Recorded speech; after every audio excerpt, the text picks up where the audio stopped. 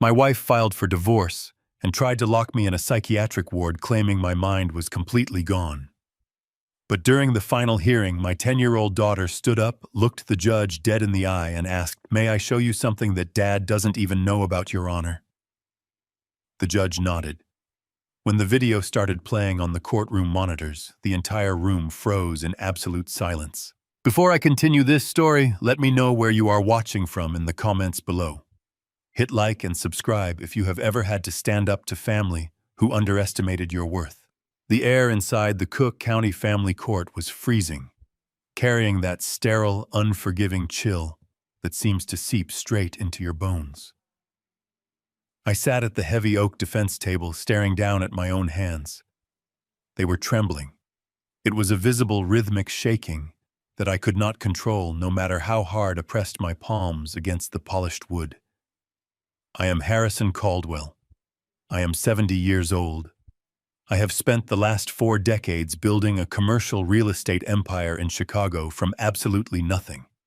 I have negotiated with ruthless developers, survived market crashes, and commanded boardrooms with an iron fist. But in that moment, sitting under the harsh fluorescent lights of the courtroom, I looked exactly like the broken, senile old man they were trying to prove I was. Across the aisle from me sat Cynthia. She is 45 years old, and she has been my wife for the last 12 years. She was wearing a modest, dark, tailored dress, her hair pulled back, simply completely stripped of the lavish diamonds and designer labels I had bought her over the past decade. She was playing a role, and she was playing it flawlessly. As she sat there, she gently dabbed at the corners of her eyes with a crumpled tissue, her shoulders shaking with silent, calculated sobs. She looked like the perfect image of a terrified, exhausted, and battered spouse. Standing right beside her was her high-priced attorney, a man whose hourly rate was undoubtedly being paid by my own bank accounts.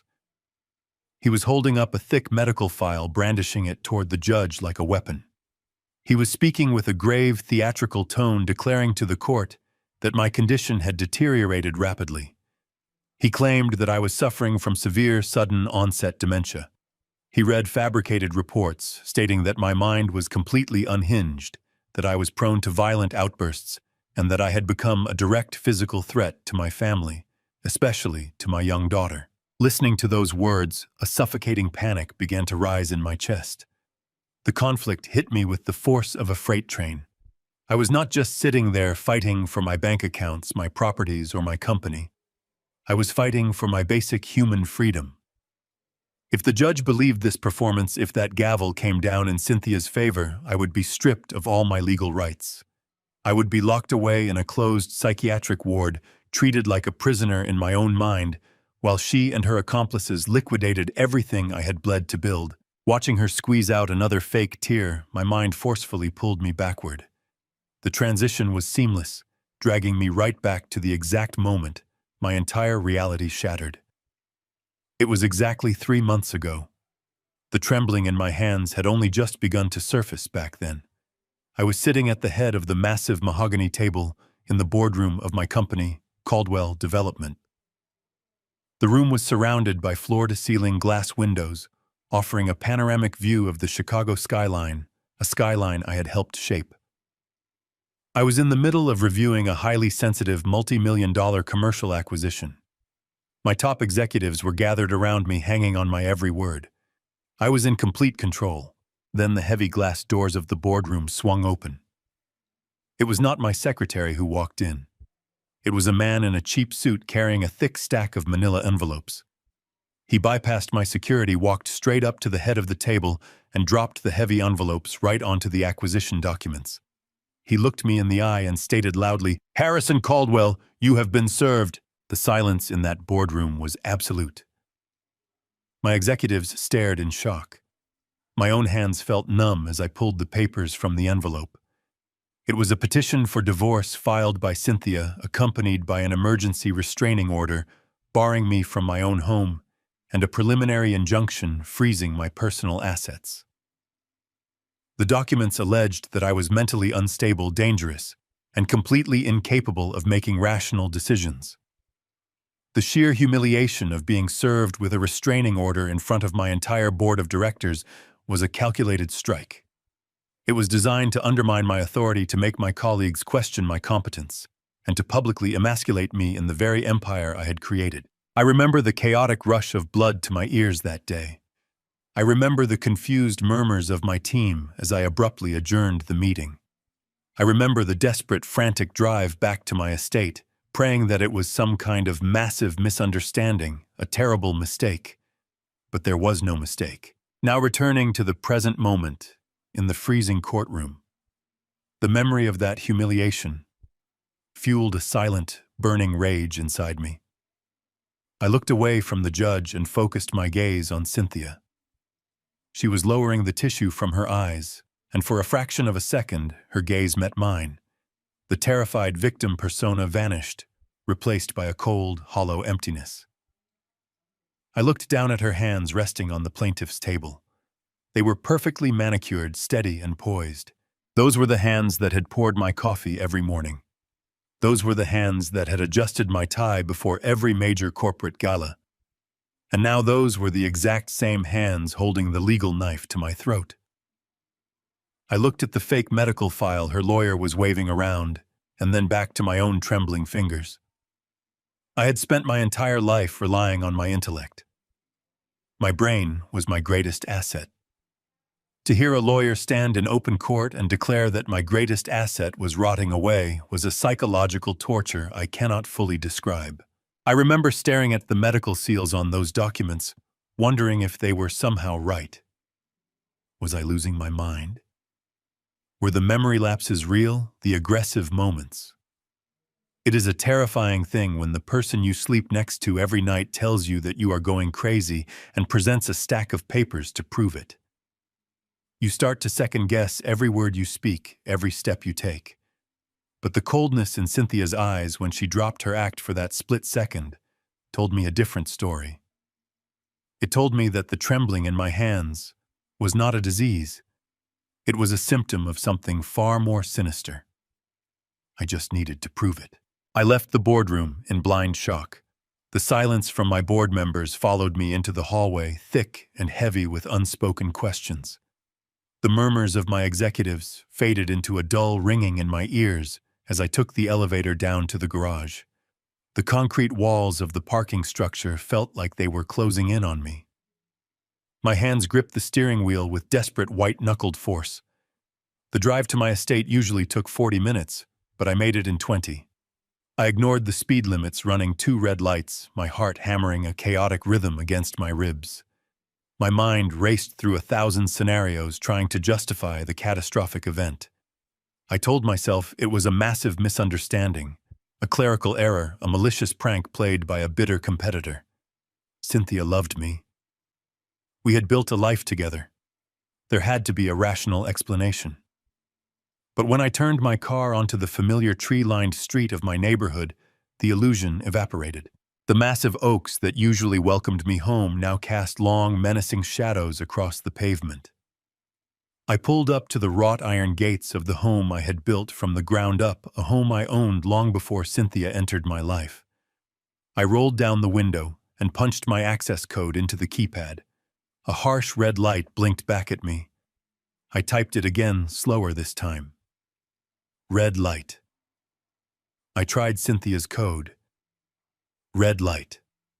I tried the master override code I programmed myself 15 years ago. Red light. The system had been completely wiped. A cold sweat broke across my forehead as I stepped out of the car. I walked up to the iron bars and peered through.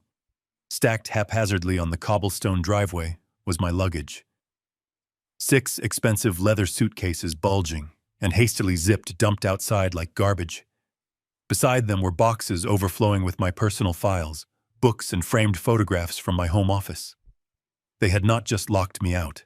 They had erased my presence from the property. Before I could process the magnitude of the betrayal, the heavy mahogany door opened. I expected to see Cynthia perhaps looking apologetic, perhaps ready to explain the temporary insanity that had gripped her. Instead, stepping out onto the porch was Derek. He was 42 years old, Cynthia's son from a previous marriage. I had taken him in when he was just a lost young man, with no direction. I paid for his education. I mentored him. 5 years ago, against the advice of my senior partners, I had appointed him as the chief financial officer of Caldwell Development. I had given him the keys to the kingdom because I believed in him as if he were my own flesh and blood. Derek walked slowly down the driveway, his hands tucked casually into the pockets of his tailored slacks. He did not look angry. He did not look malicious. He stopped just on the other side of the iron gate, looking at me through the bars with an expression of profound, sickeningly sweet concern. He let out a heavy sigh, shaking his head slightly. "Dad," he said, his voice soft and dripping with fake sympathy. "You should not be out here driving yourself in your condition." I grabbed the cold iron bars, my knuckles turning white. "What condition?" "Derek," I demanded, my voice shaking with a mixture of rage and fear. "Open this gate right now. Where is your mother? What is the meaning of the garbage bags on my driveway?" Derek took a step closer, placing his hand gently over mine on the gate. It was a gesture so condescending, it made my stomach turn. "The doctors say your mind is deteriorating, Dad. We have all seen it over the past 6 months. The memory lapses, the aggressive outbursts, the confusion. We are doing this to protect you and to protect the company. The board is fully aware of the situation, and they agree with the medical assessment. We cannot allow an unstable man to pilot a billion-dollar ship into an iceberg. You need to step back and let the competent people handle the mess you have created. You are simply not well." I felt a cold chill wash over my entire body. I stared at the boy I had raised, searching his eyes for a hint of a joke, a sign of humanity. There was none. Only a hollow, calculated calm. "I am perfectly fine," I said, my voice dropping to a low, dangerous growl. "You have no right to do this. This is my house. This is my property. I built everything you are standing on." Derek offered a sad, patronizing smile. "I know you believe that, Dad, but your perception of reality is slipping. The legal papers have already been filed. The judge reviewed your medical history and agreed that you need an immediate intervention. I will take over the daily operations at the firm until you get better. We have arranged for you to stay at a very comfortable, specialized hotel downtown. Your bags have everything you need. You do not need to worry about a thing anymore. Just rest." His words hit me like physical blows. He was weaponizing the very symptoms I had been experiencing, twisting the strange fatigue and dizziness I had felt recently into a narrative of irreversible mental decay. He was calmly staging a coup, using my health against me. I wanted to throttle him. I wanted to scream. But then my eyes darted past his shoulder, moving up the mansion. There, on the second floor, a small figure stood in the window of the corner bedroom. It was Lily, my 10-year-old biological daughter, my precious girl. She was pressing her small hands against the glass, looking down at me. Her face was not confused. It was pale with pure, unadulterated terror. Her wide eyes were locked onto mine, pleading, desperate. She looked like a prisoner trapped behind enemy lines. I opened my mouth to call out her name, to tell her that her father was still here, that I would never abandon her. But before a single sound could leave my throat, a shadow loomed behind her in the window. It was Cynthia. I saw the flash of my wife's manicured hand grab Lily roughly by the shoulder. Cynthia did not even look down at me. With one violent, sweeping motion, she yanked the heavy velvet curtain completely shut. The window went dark. The connection to my daughter was severed in an instant. I stood there frozen on the pavement. The crisp afternoon wind whipped around me, but I could not feel the cold. I could only feel the devastating reality settling into my bones. Derek turned away from the gate, walking back up the driveway toward the house without looking back.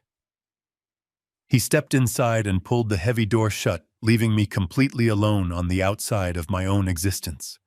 My entire life was gone forever. I was 70 years old, standing alone on the street with trembling hands, stripped of everything I had ever built. The heavy oak doors of the estate remained shut, sealing me out of the life I had meticulously crafted. A private car service, arranged no doubt by Derek to ensure my quiet removal, eventually pulled up to the curb. The driver loaded my hastily packed bags into the trunk without making eye contact. I sank into the leather seat, the tremor in my hands now spreading to my chest, a deep vibrating hum of pure panic. The drive into the city was a blur of neon lights and gray pavement. I was deposited at an upscale but entirely soulless long-stay hotel in the heart of the financial district. The concierge handed me a keycard with a rehearsed smile of professional pity. Walking into that suite was like stepping into a high-end mausoleum. The walls were a flat, uninspired beige. The furniture was sharp, modern, and completely devoid of any personal warmth. There were no photographs, no familiar scents, no history. Just pristine carpets and the deafening, oppressive hum of the central air conditioning. I dropped my coat onto the stiff sofa and stood in the center of the room. The isolation was immediate and terrifying. For 40 years, my days had been orchestrated chaos, ringing phones demanding executives' architectural blueprints and the vibrant noise of a busy household. Now there was nothing but silence. I looked at the 6 leather suitcases grouped by the door. They contained the fragmented remains of my entire existence. I felt a sudden sharp pain behind my eyes, a dizzying wave that forced me to sit heavily on the edge of the perfectly made bed. I held my hands out in front of me. They were shaking. The tremor was not just a nervous reaction to the day's trauma. It was a rhythmic, mechanical spasm that I could not will away. I stared at my own fingers, trying to command them to stop. They refused. The terror that had been simmering beneath the surface for months finally boiled over. The gaslighting was taking root deep inside my psyche. I closed my eyes, and the memories they had weaponized against me began to replay in my mind, vivid and terrifying. 6 months ago, the fog had started creeping in. I remembered standing at the head of a massive conference table preparing to introduce a lead investor I had known for over a decade. I opened my mouth and his name simply vanished. It was a blank, terrifying void. I had stood there stammering for what felt like an eternity before Derek smoothly stepped in to rescue the moment. Then came the anger. I have always been a demanding leader, but I was never cruel. Yet 2 months ago I had thrown a glass paperweight at a junior analyst for a minor typo on a zoning permit. I remembered the shock on the young man's face, the hushed whispers of my staff. I had felt completely out of control, a passenger in a vehicle hijacked by an aggressive stranger. And the dizzy spells. The sudden, paralyzing vertigo that would hit me late in the evenings, forcing me to grip the banister of my staircase just to remain upright. Had I truly broken that vase in the hallway last week, I remembered the shattered porcelain on the floor, and Cynthia cowering against the wall weeping, telling me I had violently swept it off the console table in a fit of blind rage. I had no memory of doing it, but the broken pieces were right there. The fear paralyzed me. I pressed my palms against my temples, trying to physically hold my fracturing mind together. What if they were right? What if the brilliant razor-sharp intellect that had built an empire was actually rotting away? What if I truly was a danger to the people I loved? The thought of hurting Lily, my sweet, innocent 10-year-old girl, made me physically nauseous. If my mind was truly gone, perhaps I deserved this sterile beige box.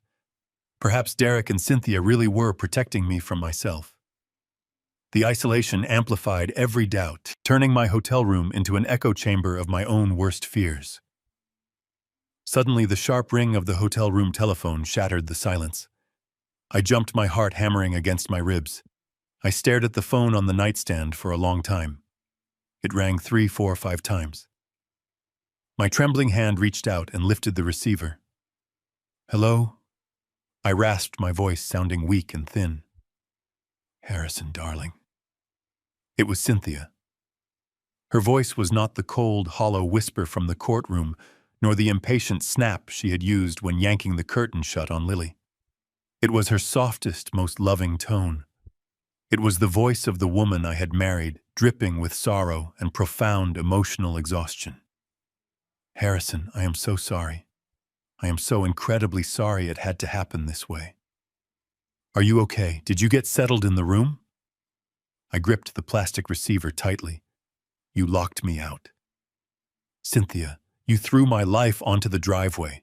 How could you do this to me? I heard a ragged, wet sniffle on the other end of the line. She was crying. It sounded so agonizingly genuine. You left me no choice, darling, she whispered, her voice breaking perfectly on the final word. I cry myself to sleep every single night watching you deteriorate. It is breaking my heart to see the man I love fade away. But you have become so aggressive, Harrison. You do not remember the things you do, but they are terrifying. I have to protect Lily. You know I have to protect her. You were screaming last week. You threw things. The house is simply not safe for a child when you are having your episodes. Her words were like venom coated in honey slipping directly into my deepest insecurities. I closed my eyes, a single tear escaping. I do not want to hurt anyone, I whispered, my spirit fracturing. I know you do not, she replied gently. That is why you need to let us help you. Derek is sending over temporary conservatorship papers tomorrow morning. It is just a formality, Harrison. It will allow us to pay your medical bills, manage the company, while you rest and get you the specialized clinical care you desperately need right now. Please just sign the papers. Do it for Lily. Give yourself peace. The line went dead with a soft click. I slowly lowered the receiver back onto the cradle. The silence of the beige room returned heavier than before. I stood up and walked over to the large mirror hanging above the dresser.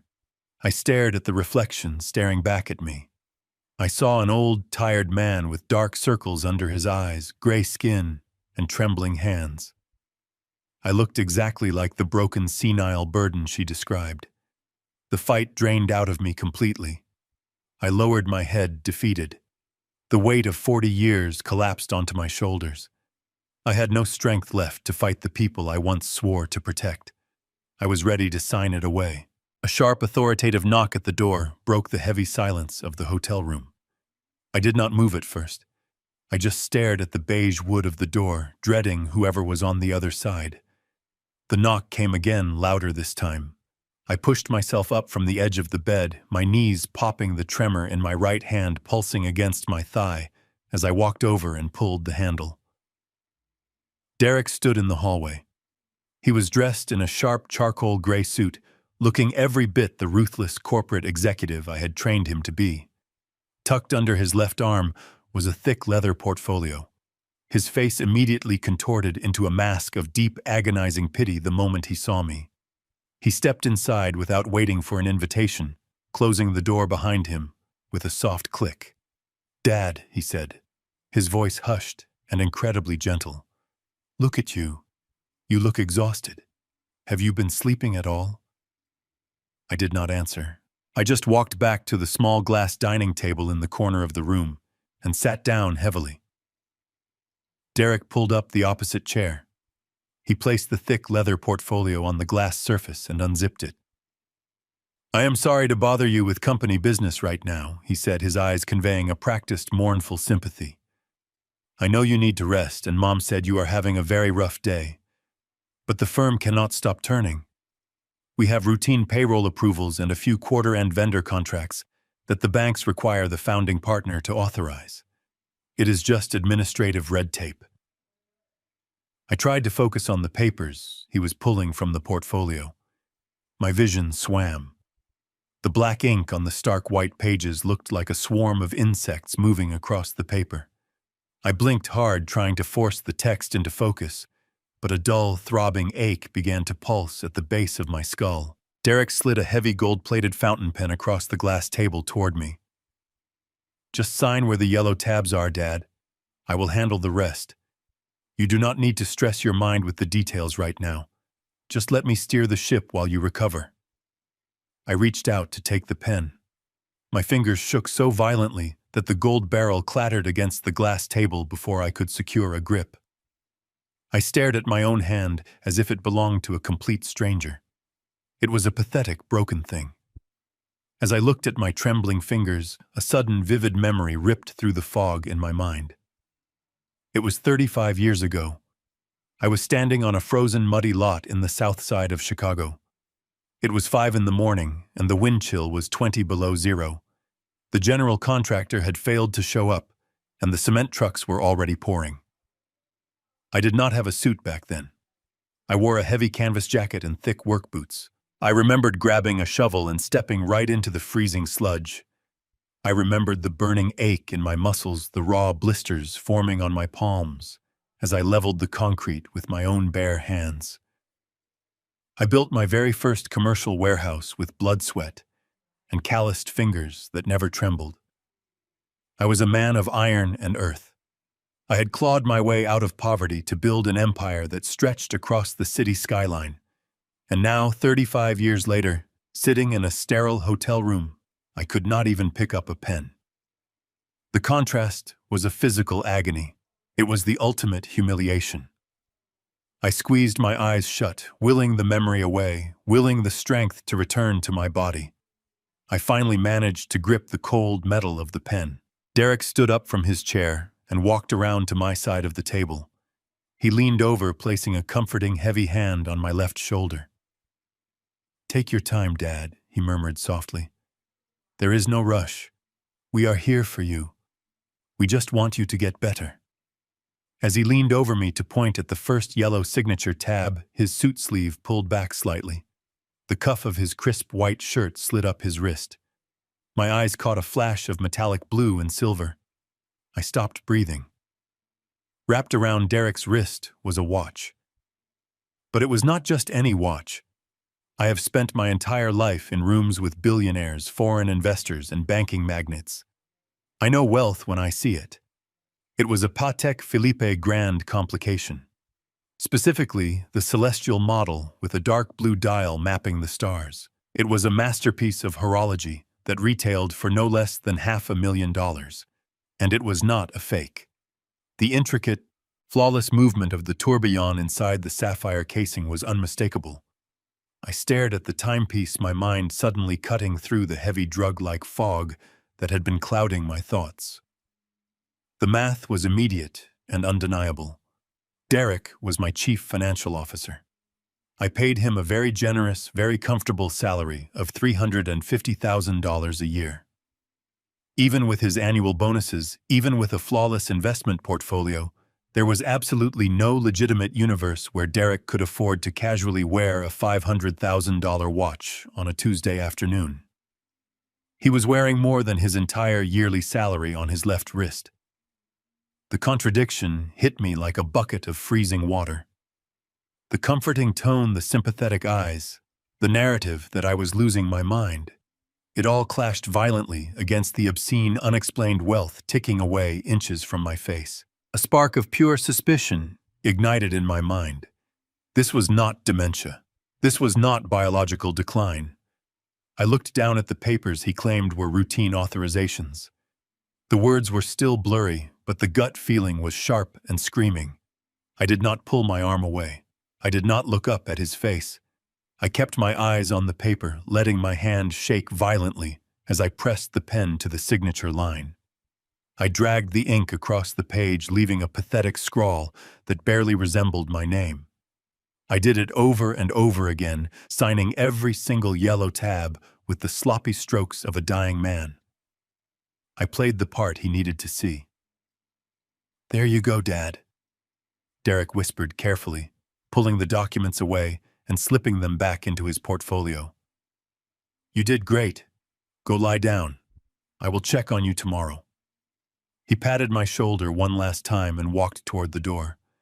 I sat frozen at the glass table, listening to the door closing behind him.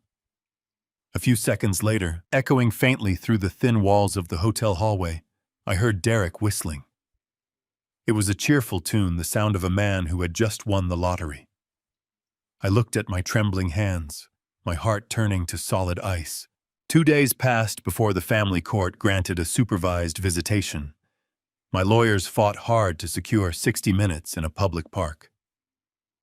I arrived at Millennium Park a full hour early.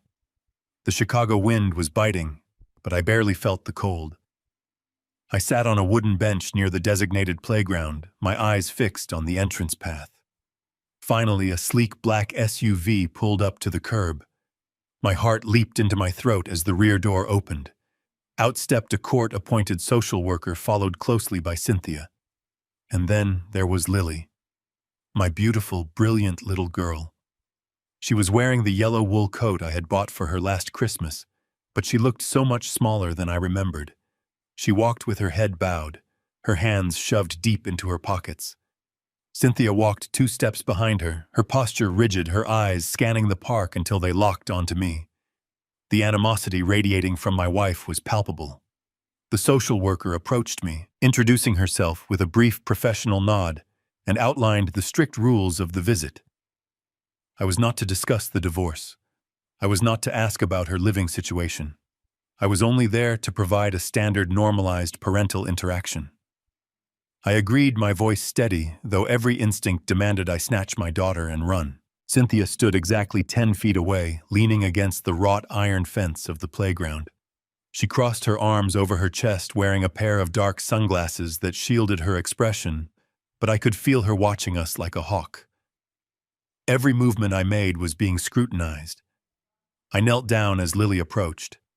I offered a warm, reassuring smile, trying to mask the overwhelming despair tearing at my insides. "Hi, sweetheart," I said softly.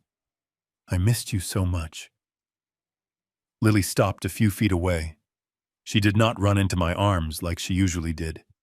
She did not offer her bright, gap-toothed smile. She just stood there, her small shoulders tense, her eyes darting nervously toward Cynthia before briefly glancing at me. "Hi, Dad," she murmured, her voice barely a whisper. The unnatural silence between us was agonizing. This was a child who used to spend hours in my study, chattering endlessly about her science projects and her watercolor paintings, while I reviewed architectural blueprints. Now she looked like a prisoner, terrified of saying the wrong word. I guided her toward a nearby picnic table sitting across from her. I tried to bridge the gap. I asked her about her 4th-grade teacher. I asked if she was still reading the fantasy novels we had bought together at the bookstore downtown. She answered in single syllables. "Yes." "No." "It is okay." She kept her hands folded tightly in her lap, picking at her cuticles until they were raw. I reached out and gently placed my hand over hers to stop the nervous picking. The moment my skin touched hers, she flinched. It was a subtle, heartbreaking movement, but I felt it. I looked into her eyes. They were swimming with unshed tears. She was trying so hard to be brave, trying to navigate a nightmare she did not understand.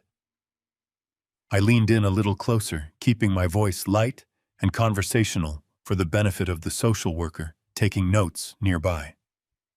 "You know I love you, right?" I asked her. "No matter what is happening right now, you are the most important thing in the world to me." Lily nodded slowly. A single tear escaped rolling down her cheek. She quickly wiped it away with the sleeve of her yellow coat, throwing another panicked glance over her shoulder at Cynthia. The hour evaporated faster than I could have ever imagined. The social worker stepped forward, checking her watch. "That is all the time we have for today, Mr. Caldwell," she announced in a polite but firm tone. "It is time to say goodbye." The words felt like a physical blow. I stood up, my knees aching. I tried to maintain a composed exterior, knowing that any display of excessive emotion would immediately be documented and weaponized by Cynthia in the upcoming custody hearings. I looked down at Lily. "I will see you soon, sweetheart," I promised, trying to inject a confidence into my voice that I did not truly feel. "I will never stop fighting for you." Lily stood paralyzed for a second.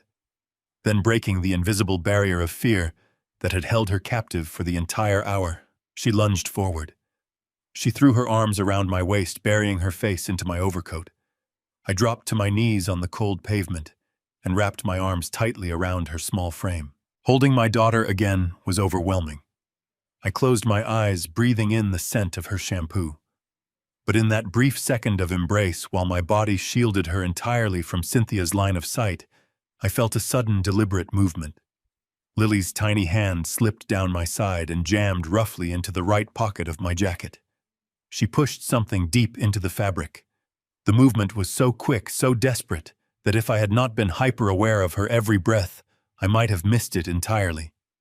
Before I could process what had just happened, a sharp voice cut through the air. "That is enough, Harrison." Cynthia marched over her heels, clicking aggressively against the concrete. She reached down and snatched Lily by the hand, physically peeling my daughter away from me. Lily did not resist. She let her mother drag her backward, her head bowed in submission. The social worker stepped between us, acting as a human shield, ensuring the separation was complete. I remained kneeling on the cold ground, watching as Cynthia led my daughter back to the black SUV. The vehicle doors slammed shut, the engine roared to life, and they drove away, leaving me alone in the freezing park. I stood up slowly.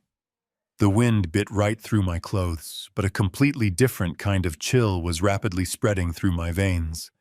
My right hand hovered over my jacket pocket. I could feel the faint outline of whatever she had secretly slipped inside, a small textured lump pressing against the silk lining. I did not dare pull it out in the open. The park was incredibly public, and I knew Cynthia was meticulous enough to have someone watching me.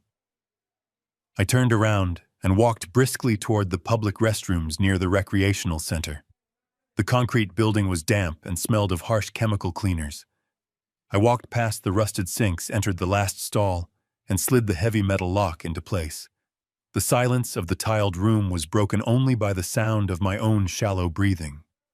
My hands were shaking again, but this time it was not from the alleged illness. It was pure adrenaline rushing through my system.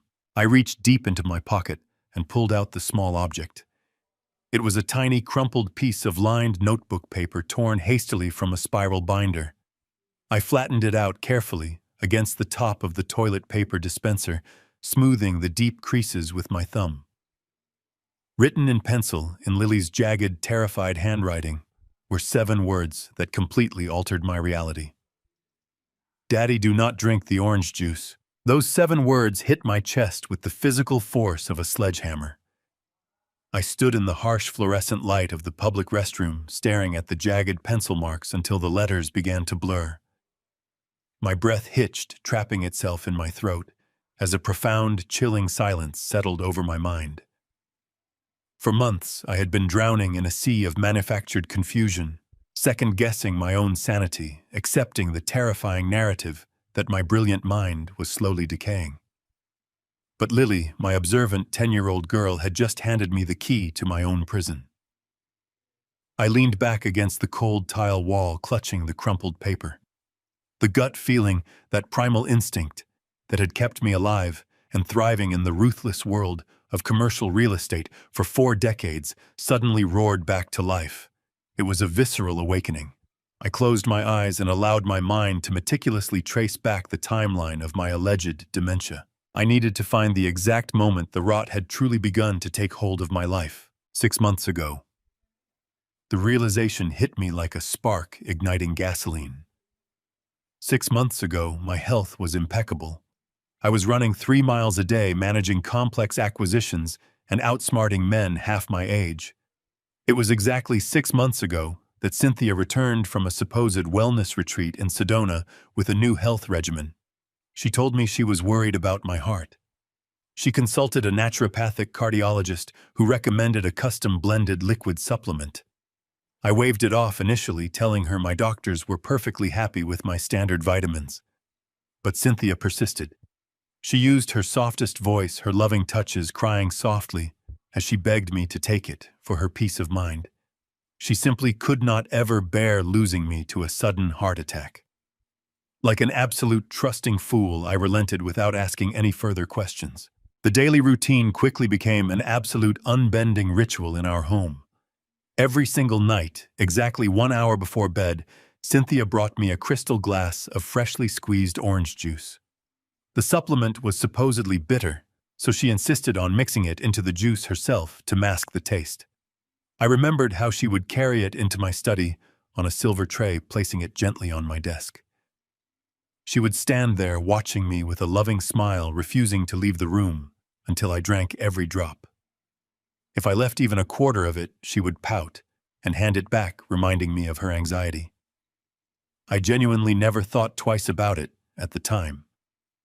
I truly saw it as the ultimate gesture of a devoted wife caring for her aging husband. I never noticed the slight, chalky residue down at the very bottom of the glass. I never questioned why she strictly forbade the housekeeping staff from preparing my evening beverage. The isolation of that nightly ritual was not an act of love. It was the careful, calculated administration of poison. With absolute, undeniable clarity, I began to meticulously cross-reference my symptoms against the nightly timeline of the orange juice. The pattern was so incredibly clear and obvious that I felt a surge of nausea for not recognizing it sooner. The heavy, suffocating brain fog absolutely never struck me in the middle of the afternoon. It always began to roll in late at night, shortly after I finished the juice. By midnight, I would feel detached from reality, my words slurring, my balance completely compromised.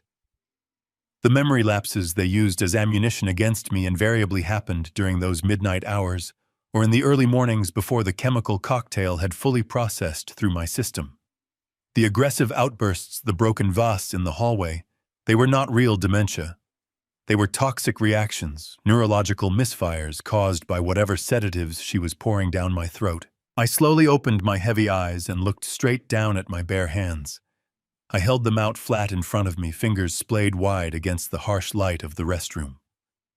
For the past 3 days, ever since they had locked me out of the estate and banished me to that sterile hotel, I had been drinking nothing but bottled water and bitter black coffee. I had not consumed a single drop of Cynthia's poisonous nightly orange juice. I stared at my hands with bated breath, watching for the familiar, humiliating tremor that had plagued me for months. They were completely steady, not a single shake, not a single twitch. The mechanical, rhythmic spasm that made me drop my pen in front of Derek was rapidly fading away into nothing.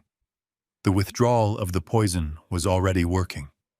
My central nervous system was slowly healing and repairing itself. I rotated my wrists, clenching my fingers into tight, powerful fists. The physical strength I thought had abandoned me forever was still there, dormant but entirely intact. A wave of profound relief washed over me immediately, followed by a rage so deep and cold it felt like liquid nitrogen pumping through my veins. I was not dying. My brain was not rotting. I was not losing my mind. I was the victim of a meticulous, highly orchestrated chemical assassination. Cynthia and Derek had secretly conspired together, to slowly destroy my cognitive functions, to render me a completely helpless and dependent invalid, all so they could silently execute a massive coup and seize my empire without raising a single red flag. They used my trust, my love, and my age as weapons to disarm me. They convinced my board of directors, my friends, and even my own mind that I was a broken old man. But they made one fatal, arrogant miscalculation. They locked me out of the house before the job was completely finished. By banishing me to that hotel, they inadvertently cut off my supply of the poison. They had given me the one thing I needed to connect the dots. They had finally given me the gift of clarity. I walked over to the rusted sink and splashed freezing cold water onto my face. I scrubbed my cheeks, washing away the pathetic, defeated old man who had sat crying in the park just 10 minutes prior. I looked into the cracked mirror, locking eyes with my own reflection. The gray, lifeless complexion was already giving way to a sharp, predatory focus. The fog was lifting piece by piece, and the brilliant, ruthless real estate magnate who had conquered all of Chicago was waking up from a 6-month chemical coma. I dried my face with a rough paper towel and carefully folded Lily's note, tucking it securely into my breast pocket right next to my heart. My daughter had risked everything to save my life. Now it was my turn to save hers. I stepped out of the public restroom, the biting winter wind no longer affecting me at all. I now knew exactly what I had to do next. I desperately needed absolute proof. I needed trusted allies, and I needed to strike back from the shadows before they even knew I was awake. I stood in that public restroom for a long time, staring at the jagged pencil marks, until the letters burned themselves into my retinas. The sheer terror radiating from my 10-year-old daughter's handwriting was a physical blow to my chest, driving the remaining breath from my lungs. The gut feeling, that primal instinct that had kept me alive and thriving in the ruthless world of commercial real estate for 4 decades, now took absolute uncompromising control of my mind. I folded the tiny scrap of paper, slipping it deep into my breast pocket next to my heart, and walked out into the biting Chicago wind. I did not look back toward the street where the black SUV had disappeared. I just walked, my pace quickening with every block, the chilling winter air rushing over my face and clearing the last lingering traces of the chemical fog from my brain. I made it back to the sterile hotel room just as the sun began to dip below the city skyline, casting long, gray shadows across the beige walls. I did not turn on the overhead lights. I sat on the edge of the stiff bed and meticulously mapped out the timeline of my supposed dementia. It was a terrifyingly simple equation. 6 months ago, Cynthia had insisted I start taking a new liquid heart supplement, mixed every single night into a glass of fresh orange juice. She never let the housekeeping staff prepare it.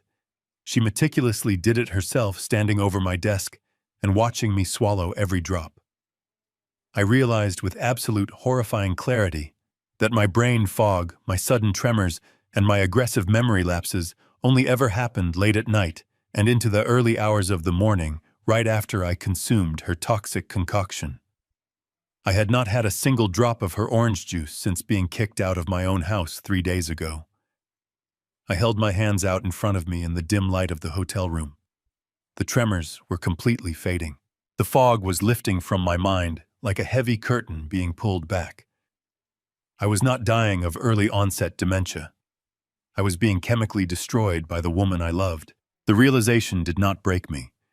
It forged me into something cold and incredibly dangerous.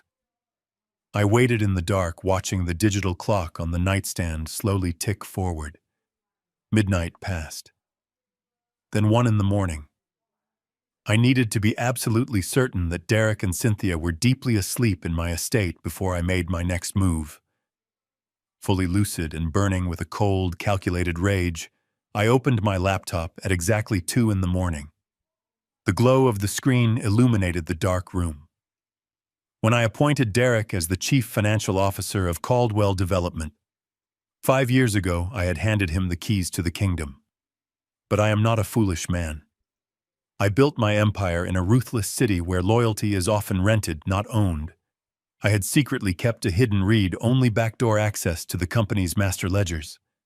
It was a digital safety net from my early days, a ghost protocol known only to me, and a retired software architect who owed me his life. I typed in the complex sequence of proxy addresses and passwords, bypassing the modern security gates Derek had undoubtedly erected. The system recognized my ghost credentials and granted me silent, invisible entry into the financial heart of my company. The conflict immediately shifted from the physical world into the digital realm. I bypassed the standard executive dashboards and dove straight into the raw, unfiltered transaction logs. My fingers flew across the keyboard with a speed and precision I had not felt in half a year. The chemical cobwebs were gone. I was back in my element, operating behind enemy lines. My first target was the heavy gold-plated fountain pen. I needed to trace the exact documents Derek had brought to my hotel room just hours ago, the papers he so gently coerced me into signing while wearing a $500,000 watch. He had claimed they were routine payroll approvals and quarter-end vendor contracts that required the founding partner's authorization. I pulled up the signature authorization queue for the day. There they were. 5 heavily encrypted files bearing my sloppy, chemically induced signature. I cracked open the digital seal on the first document and began to read. They were not payroll authorizations. They were not vendor approvals. My blood ran cold as I scanned the dense legal jargon. They were irrevocable authorizations for massive, untraceable wire transfers. Derek was moving astronomical sums of money out of the primary corporate holding accounts and funneling them directly into a series of obscure shell limited liability companies registered in Delaware. I pulled up the ledger details. $4 million transferred to Apex Strategic Solutions. $6 million routed to Horizon Global Management. Another $5 million diverted to Pinnacle Advisory Group. All of it categorized under the vague, unassailable guise of emergency legal and consulting fees. I cross-referenced the corporate registry for these Delaware entities. The trail was heavily obfuscated through layers of blind trusts and proxy directors, but the underlying structure was identical. They were all phantom companies, created exactly 6 months ago, right around the time Cynthia introduced my nightly glass of orange juice. Derek was not simply preparing to take over the company. He was actively, systematically draining the operating capital. He was bleeding Caldwell Development dry, siphoning off the lifeblood of my life's work while keeping me heavily sedated and confused. I sat back in the chair, the blue light of the screen reflecting in my eyes. The sheer scale of the embezzlement was breathtaking. If these transfers continued at this pace, the company would be completely insolvent within 3 months. And when the board of directors finally discovered the missing millions, they would follow the digital paper trail straight back to the authorization forms. They would find my signature on every single catastrophic transfer. Derek had engineered the perfect crime. He was stealing my empire, and he was framing a dementia-riddled old man to take the absolute entirety of the legal fall. If the authorities came knocking, Derek would simply play the role of the devastated son, handing over the ledgers and shaking his head at his father's tragic cognitive decline. I felt a surge of adrenaline so powerful it made my teeth ache. The urge to pick up the phone to call the police, to scream and shout and demand their immediate arrest was nearly overwhelming. I wanted to storm the gates of my estate and drag them both out into the street, but I forced myself to stop. I took a deep breath, carefully analyzing the entire board, like a grandmaster studying a hostile chess match. If I confronted them right now, they would effortlessly flip the narrative. Cynthia would claim my accusations were just terrifying symptoms of dementia. Derek would instantly freeze my access. I realized I could not just fight back. I had to silently set one absolutely inescapable legal trap. The opportunity to deploy that trap arrived less than 48 hours later. A courier knocked on my hotel room door, delivering a formal summons for a mandatory mediation session. It was the first legal step in their aggressive campaign to secure a permanent conservatorship and assume total control over Caldwell Development. I stared at the heavy cream cardstock, feeling a grim sense of satisfaction. They were moving incredibly fast, eager to legally bind me before I had any chance to seek outside counsel. They wanted to corner me while they believed my mind was still crumbling into dust. I decided to give them exactly what they wanted to see.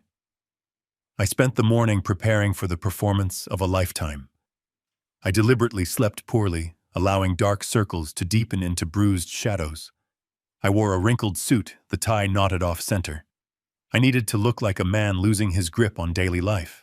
When I walked into the downtown conference room of their legal firm, the atmosphere was thick with calculated tension. Cynthia sat at the far end of the mahogany table, flanked by 2 aggressive attorneys. She wore a modest black dress, playing the role of the tragic, long-suffering wife to absolute perfection.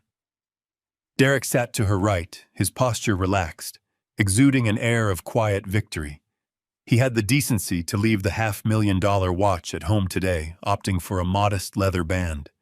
The deception was suffocating. I took my seat slowly, making sure to let my hands tremble as I pulled the heavy chair away from the table. I kept my gaze down, staring blankly at the wood grain, avoiding direct eye contact with anyone. The lead attorney began to outline the proposed terms. He used soft, condescending tones, explaining that the conservatorship was entirely for my own protection. He listed the alleged incidents of my cognitive failure, the aggressive outbursts, the memory lapses, and the physical decline. He presented a staggering buyout agreement for my shares, a number so insultingly low, it was practically theft, framed as a generous allowance to cover my medical care. I let him speak uninterrupted for 20 minutes, forcing my breathing to remain shallow and erratic. When he finally slid the thick stack of preliminary agreements across the table toward me, I knew it was time to commit to the act. I reached out with a violently shaking right hand. I allowed my fingers to graze the edge of the paper, and then I knocked the silver pen completely off the table. It clattered loudly onto the hardwood floor. The room fell dead silent. I looked down at my empty hands, letting my lower lip quiver. "I am sorry," I whispered, slurring the words together to sound confused and overwhelmed. "I cannot seem to hold it right now. My head hurts so badly today." I looked up, letting my eyes wander aimlessly before settling on Cynthia. "I just feel so tired. I just want to rest. I do not understand all these numbers." Cynthia instantly raised her hand to her mouth, stifling a manufactured sob. She looked at her attorney with a perfectly calibrated expression of heartbreak. "Oh, Harrison," she murmured, her voice dripping with fake sympathy. "We know you are tired. We are doing this so you can rest. You do not have to worry about the numbers anymore." Derek leaned forward, clasping his hands. "It is okay, Dad. We can adjourn for today. Just give us your verbal agreement that you accept the framework, and we can handle the physical signatures when you are having a better day. We just need to know you are on board." I let my head loll forward slightly, staring at the blank documents. "I understand," I mumbled softly, letting a defeated sigh escape my lungs. "If this is what the doctors think is best, if this will keep Lily safe, I agree to consider the terms. I just need to lie down."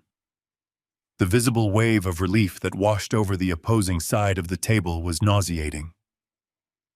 Derek and Cynthia exchanged a microscopic, triumphant glance.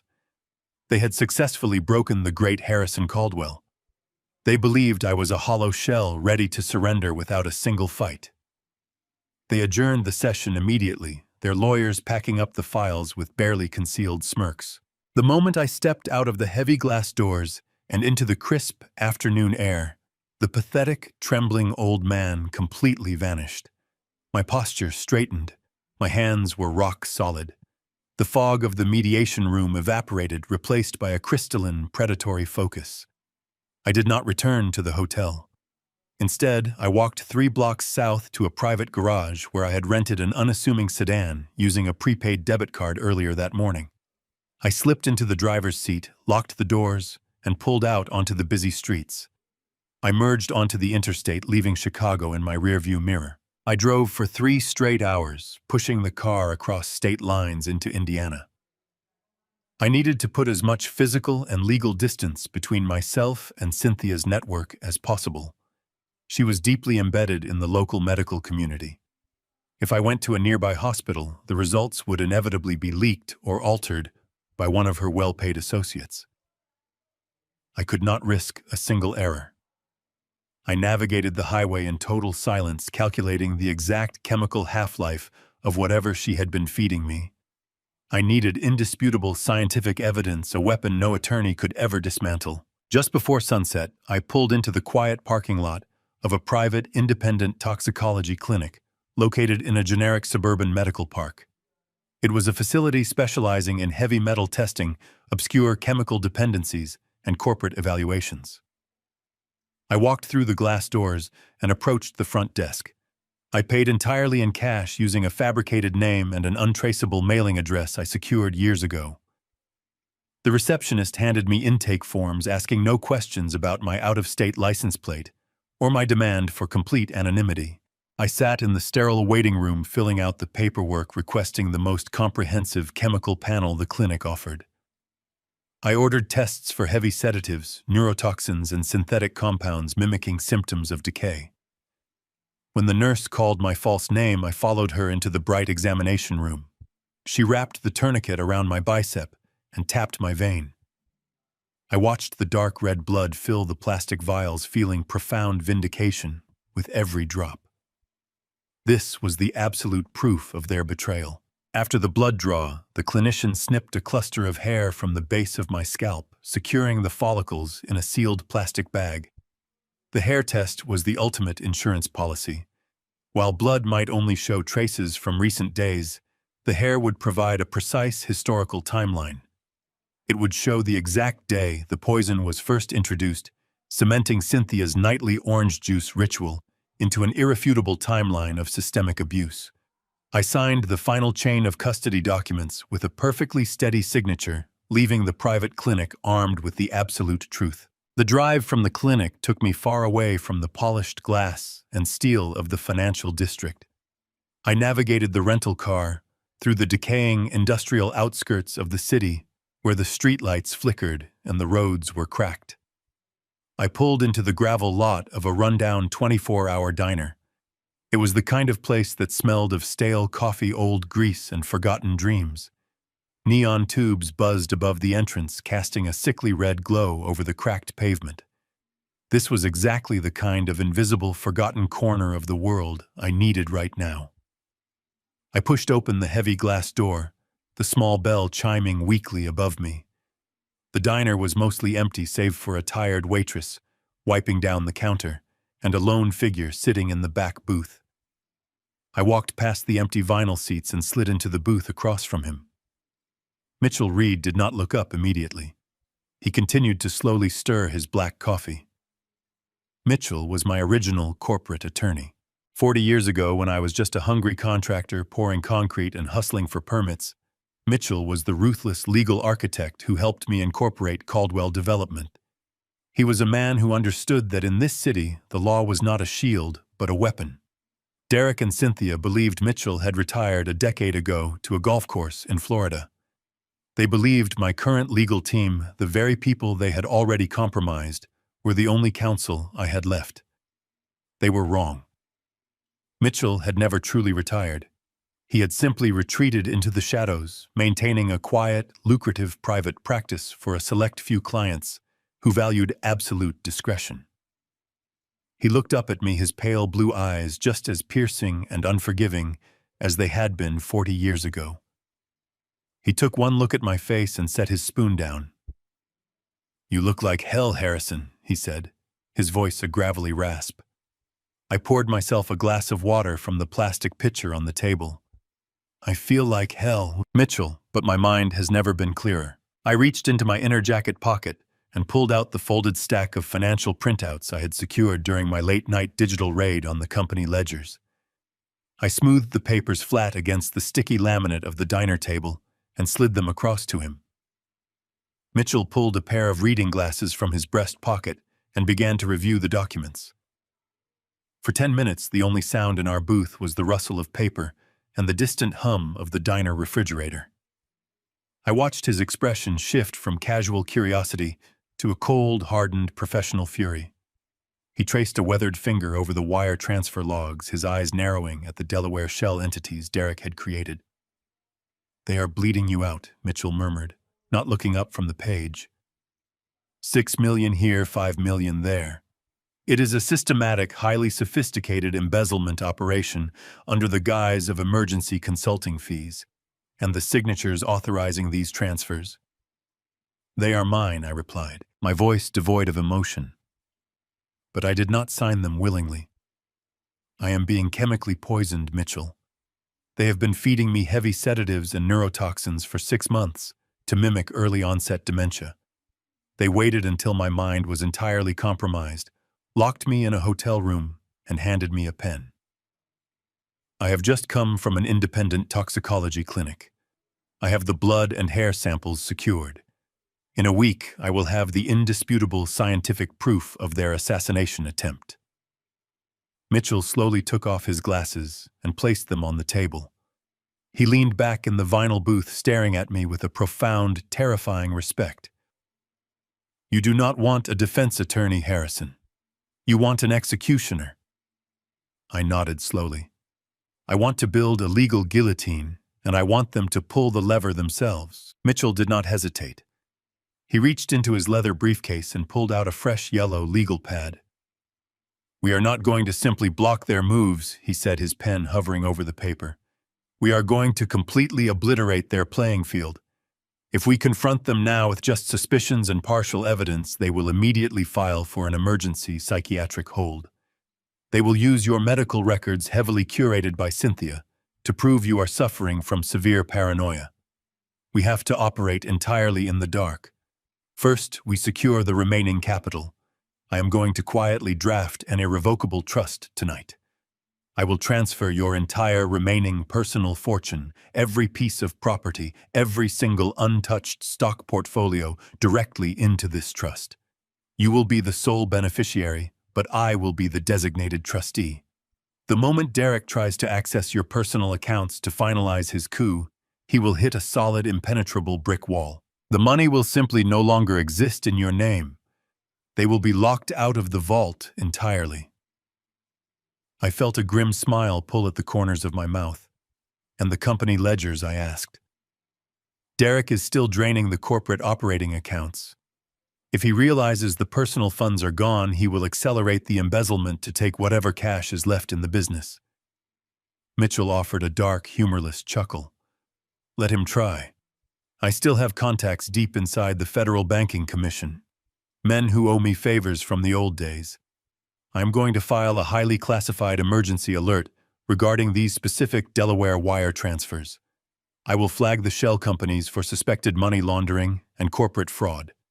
The Commission will instantly place a covert tracking monitor on every single account associated with Derek.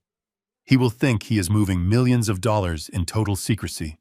In reality, he will be feeding a direct, live stream of evidence straight into a federal investigation. The beauty of the trap was its absolute invisibility. Derek and Cynthia would continue their ruthless campaign, completely unaware that the ground beneath them had already been hollowed out. Every fake document Derek filed, every stolen dollar he wired, would simply add another decade to his inevitable prison sentence. And what do I do now? I asked, sliding the empty water glass away from the center of the table. Mitchell leaned forward slightly and looked me dead in the eye. You go back to that hotel, you drink your black coffee, you stay entirely away from Cynthia, and above all else you play the part. You act like the broken, senile, dying old man they desperately need you to be. You stumble, you slur your words, and you let them feel incredibly powerful. You make them feel like absolute gods, Harrison, because the higher they climb on their pedestal of arrogance, the harder they are going to fall when we finally pull the floor out from under them. I nodded silently, taking a deep breath, and slowly stood up from the vinyl booth. I buttoned my coat, turned around, and walked out into the freezing night, ready to play my final role. I left the diner and immediately drove to a secluded payphone on the edge of the industrial district. Mitchell had handed me a sealed envelope before we parted, containing a single name and a burner number. The man on the other end answered on the first ring.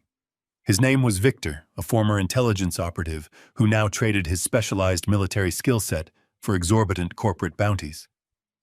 I did not need a standard private investigator who took photographs from parked cars. I needed a ghost. We met an hour later in the subterranean parking garage of a deserted shopping center. Victor was a shadow of a man built like a vault door, with eyes that betrayed absolutely zero emotion.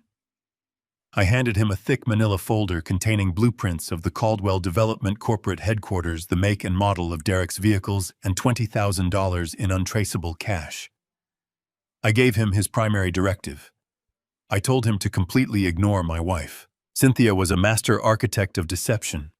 She was meticulous, calculating, and far too paranoid to leave a digital footprint or speak carelessly in open spaces. Derek, however, was entirely different. Derek was intoxicated by his newfound power. He was an arrogant amateur playing a billionaire's game, blinding himself with expensive watches and unearned authority. Arrogance always breeds carelessness. Victor nodded silently, taking the folder. He assured me that by tomorrow morning, my chief financial officer would be completely wired. He possessed military-grade audio surveillance equipment that could bypass standard corporate sweeps. He would plant microscopic transmitters inside the leather headliner of Derek's luxury sports car and deep within the ventilation ducts of his executive suite.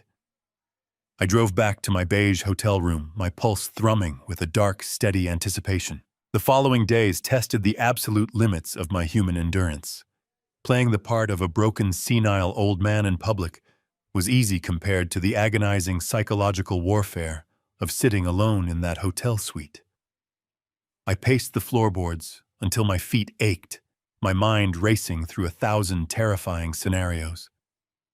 Every time I looked at the digital clock on the bedside table, I felt a physical pain in my chest. I knew that with every passing hour, Derek was wiring hundreds of thousands of dollars out of my corporate accounts. My life's work, the empire I had built with calloused hands and sleepless nights, was actively bleeding out. I had to force myself to stay away from the company ledgers. I could not risk Derek noticing a ghost login while Mitchell was setting the trap with the Federal Banking Commission. I had to let them steal from me. I had to sit in silence and watch the water rise, trusting the process. The sheer helplessness of the situation was a unique form of torture.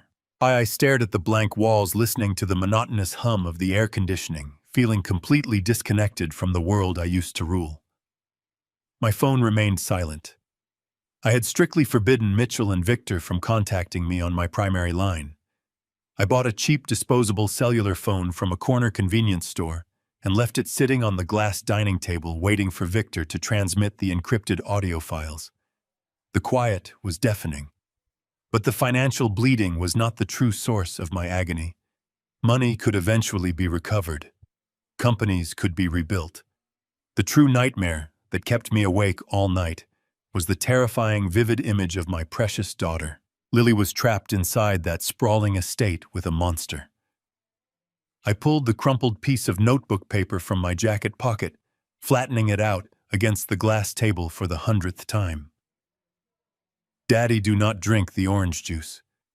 Her jagged, terrified handwriting broke my heart every single time I looked at it.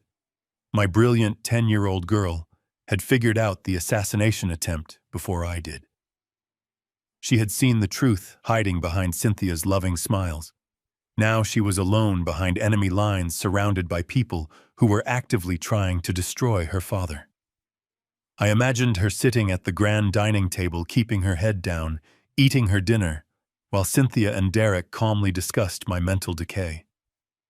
I wondered if Cynthia was watching Lily as closely as she had watched me in the park.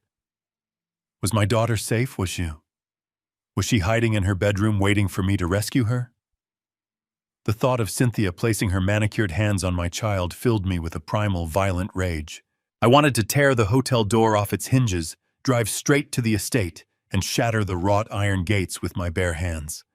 I wanted to storm the house and carry Lily away from that toxic environment. But I knew that was exactly what Cynthia wanted. If I showed up screaming and demanding my daughter, the police would be called. The temporary conservatorship would be finalized immediately. I would be locked away in a psychiatric ward, and Lily would be completely at their mercy forever. I had to be a ghost. I had to be patient. I had to swallow my pride and my absolute fury, channeling every single ounce of my energy into the trap. I spent the third day sitting in complete darkness, staring at the disposable phone on the table. I rehearsed my performance for the next mediation session. I practiced my tremors, ensuring my hands shook with the exact biological rhythm of a failing nervous system. I practiced slurring my speech, dropping my gaze, becoming the empty shell they desperately needed me to be. It was a humiliating, degrading exercise, but it was the absolute armor I had to wear. By the fourth afternoon, the sheer weight of the isolation began to mess with my perception of time.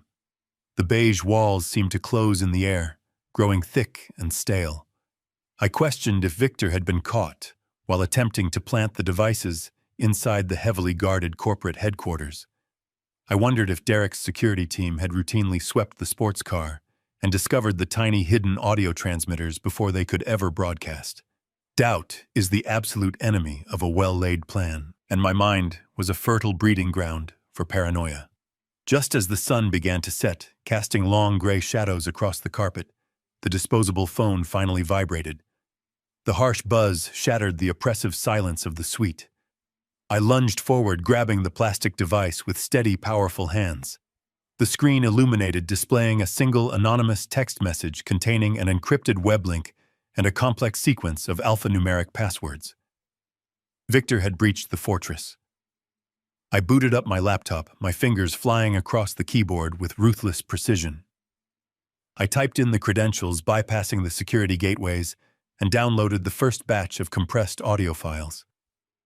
I connected a pair of noise-canceling headphones, placed them over my ears, and pressed play. The crisp, clear sound of a luxury car engine roaring to life filled my head.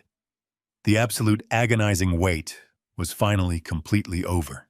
The brutal hunt for my family's ultimate salvation had officially begun today. I sat in the dim light of the hotel room, the noise-canceling headphones pressing tightly against my ears. For 3 agonizing days, I had listened to the covert audio feeds transmitting from Derek's luxury sports car and his executive office. I heard the sneering arrogance in my stepson's voice as he authorized more fraudulent wire transfers, the casual cruelty, as he and Cynthia discussed my impending commitment to a psychiatric facility over the phone. But as infuriating as those recordings were, they were merely pieces of a financial puzzle. The true weapon, the absolute confirmation of their monstrous betrayal, was arriving today. The digital clock on the nightstand shifted to precisely 9 in the morning when a sharp, authoritative knock echoed through the quiet suite. I removed the headphones, my heart settling into a cold, steady rhythm. I walked to the door and opened it. A private courier stood in the hallway, his face entirely impassive. He handed me a thick, heavily sealed envelope bearing the discreet emblem of the Independent Toxicology Clinic in Indiana. I signed the electronic tablet with a hand that was now completely still, took the package, and closed the door. I walked over to the glass dining table, my sanctuary of truth in this beige prison. I did not tear the envelope open immediately. I simply placed my hands flat against the smooth surface of the paper, feeling the weight of the answers hidden inside. This was the precipice. Once I opened this seal, there was absolutely no turning back. The narrative of the confused, deteriorating old man would be dead forever, replaced by a reality far darker than any corporate coup. My disposable cellular phone began to vibrate violently against the glass, startling me. The caller identification displayed a restricted number. I picked up the device and pressed the green button, holding it to my ear. "Mr. Caldwell," a voice said. It was Dr. Aris, the lead toxicologist I had met in Indiana. He did not offer any polite greetings or professional pleasantries. His tone was incredibly grave, carrying the heavy, grim weight of a man delivering a terminal diagnosis. "I have your results right in front of me," he continued, his voice lowering to a serious whisper. "I sent the physical copies via courier, but I felt a profound moral obligation to call you the absolute second the laboratory confirmed the final chemical breakdown." I looked down at the sealed envelope on the table. "Go ahead, doctor," I replied, my voice perfectly steady. "Give me the absolute truth." Dr. Aris let out a long, heavy breath. "Mr. Caldwell, we ran an exhaustive analysis on the hair follicle samples you provided. Hair follicles are meticulous biological historians. They record every single substance introduced into the human body, laying down a chronological timeline of exposure. What we found in your samples is not a natural cognitive decline. It is not an autoimmune response. It is a highly deliberate systemic chemical attack." The words hung in the air, confirming the terrifying intuition that Lily had planted in my mind. "Please be specific," I demanded softly. "What exactly have they been putting inside my body?" I heard the rustling of paper on the other end of the line. "Your system is saturated with a highly sophisticated escalating cocktail of toxins," Dr. Aris explained. "First, we identified dangerous levels of thallium and arsenic. These are incredibly toxic heavy metals. Over a sustained period, they systematically destroy the central nervous system. They cause profound fatigue, severe muscular tremors, and a complete loss of physical coordination." "That explains the shaking hands," I murmured, recalling the humiliating moment I dropped the silver pen in the mediation room. "Yes," the doctor confirmed. "But the heavy metals were only the physical component. The psychological symptoms, the sudden memory loss, the aggressive outbursts, and the paralyzing brain fog, those were caused by a secondary compound. We found massive traces of a high-grade, off-market synthetic sedative. It is a chemical cousin to flunitrazepam, but it has been structurally altered to evade standard medical screenings. It suppresses the frontal lobe, obliterates short-term memory retention, and induces severe paranoia and emotional instability. It is a chemical straitjacket designed to completely fracture a human mind. I closed my eyes, picturing Cynthia standing in my study, smiling sweetly as she handed me that glass of freshly squeezed orange juice. She had watched me swallow arsenic and synthetic tranquilizers every single night, kissing my cheek while she slowly erased my existence. The sheer calculated evil of her routine was paralyzing. How long, I asked, my voice dropping to a dangerous, icy register. How long have I been consuming this poison? The timeline in your hair follicles is absolutely pristine, Dr. Aris replied. The exposure began exactly 6 months ago. The heavy metal deposits start out very small, almost microscopic, and then they steadily increase in concentration week after week. Whoever is administering this cocktail is incredibly patient and highly methodical. They have been slowly raising the dosage, carefully calibrating the toxins to simulate a naturally progressing degenerative brain disease without causing an immediate suspicious medical emergency. I gripped the edge of the glass table. And what would have happened if the dosage had continued, I asked. The silence on the phone was chilling. Dr. Aris cleared his throat. Mr. Caldwell, based on the exponential curve of the heavy metal accumulation in your most recent hair growth, you were rapidly approaching a critical toxicity threshold. If you had continued ingesting this specific chemical cocktail for another 2 months, your central nervous system would have completely shut down. The heavy metals would have triggered massive cardiac arrest, stopping your heart entirely. And even if your heart had somehow survived the physical trauma, the synthetic sedatives were literally dissolving your neural pathways. Within 60 days, your brain would have been permanently, irreversibly damaged. You would have been trapped in a state of absolute profound dementia for the rest of your life. The phone slipped slightly in my sweating palm. 2 months. 60 days. That was the precise margin between my current lucidity and a permanent, agonizing death. Cynthia and Derek were not simply executing a hostile corporate takeover. They were not just stealing my money, my properties, and my legacy. They were actively, patiently murdering me. The stakes had just instantly elevated from a bitter civil divorce dispute to a calculated criminal homicide plot. "Thank you, doctor," I whispered into the phone. "You have saved my life." I ended the call and placed the disposable device down onto the table. I finally reached out and tore open the heavy envelope, pulling out the thick stack of laboratory reports. I stared at the dense rows of scientific data, the graphs charting my deliberate destruction. The betrayal was no longer just a theory or a desperate suspicion. It was medical fact. My wife and the boy I had raised as my own son were cold-blooded assassins. They had weaponized my love, slowly poisoning me in the comfort of my own home. I was no longer a victim. I was the architect of their absolute destruction. The time for mercy ended. Victor arrived at my hotel suite less than an hour after the toxicology report had sealed my grim reality. He did not knock on the door this time. He simply tapped a rhythmic hollow code against the wood, a signal we had established during our brief meeting in the subterranean garage. I opened the door to find him standing in the dimly lit hallway, his imposing frame casting a long shadow across the carpet. He stepped inside, sweeping the room with a practiced, calculating gaze before reaching into the deep pocket of his dark tactical jacket. He withdrew a small, heavy, matte black USB drive and placed it gently onto the center of the glass dining table. He did not offer any dramatic proclamations or unnecessary commentary.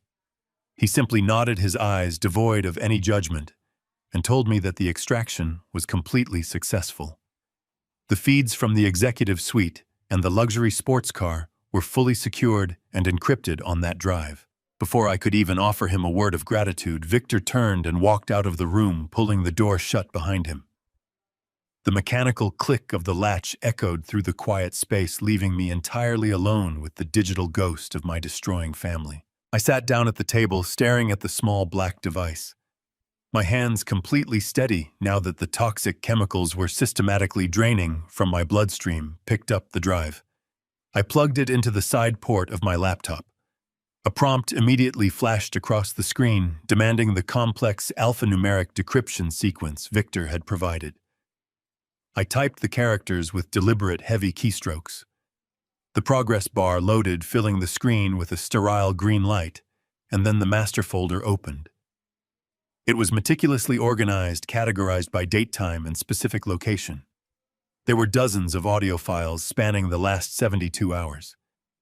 I scrolled past the files labeled with the make and model of Derek's car, bypassing the morning commutes and the afternoon phone calls. I was searching for the files originating from his executive office, the inner sanctum, where I assumed he was coordinating the final lethal stages of his corporate embezzlement. I located a file flagged from late Friday night, hours after the rest of the corporate staff would have abandoned the building for the weekend. The timestamp indicated it began shortly before midnight.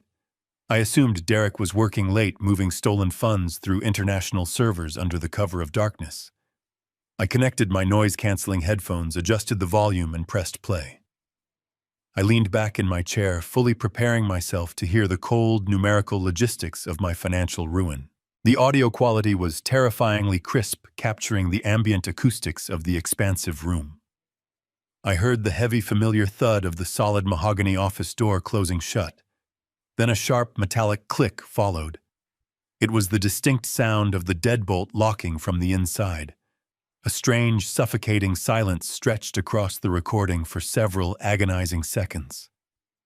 I expected to hear the clatter of a keyboard or the rustle of ledger pages.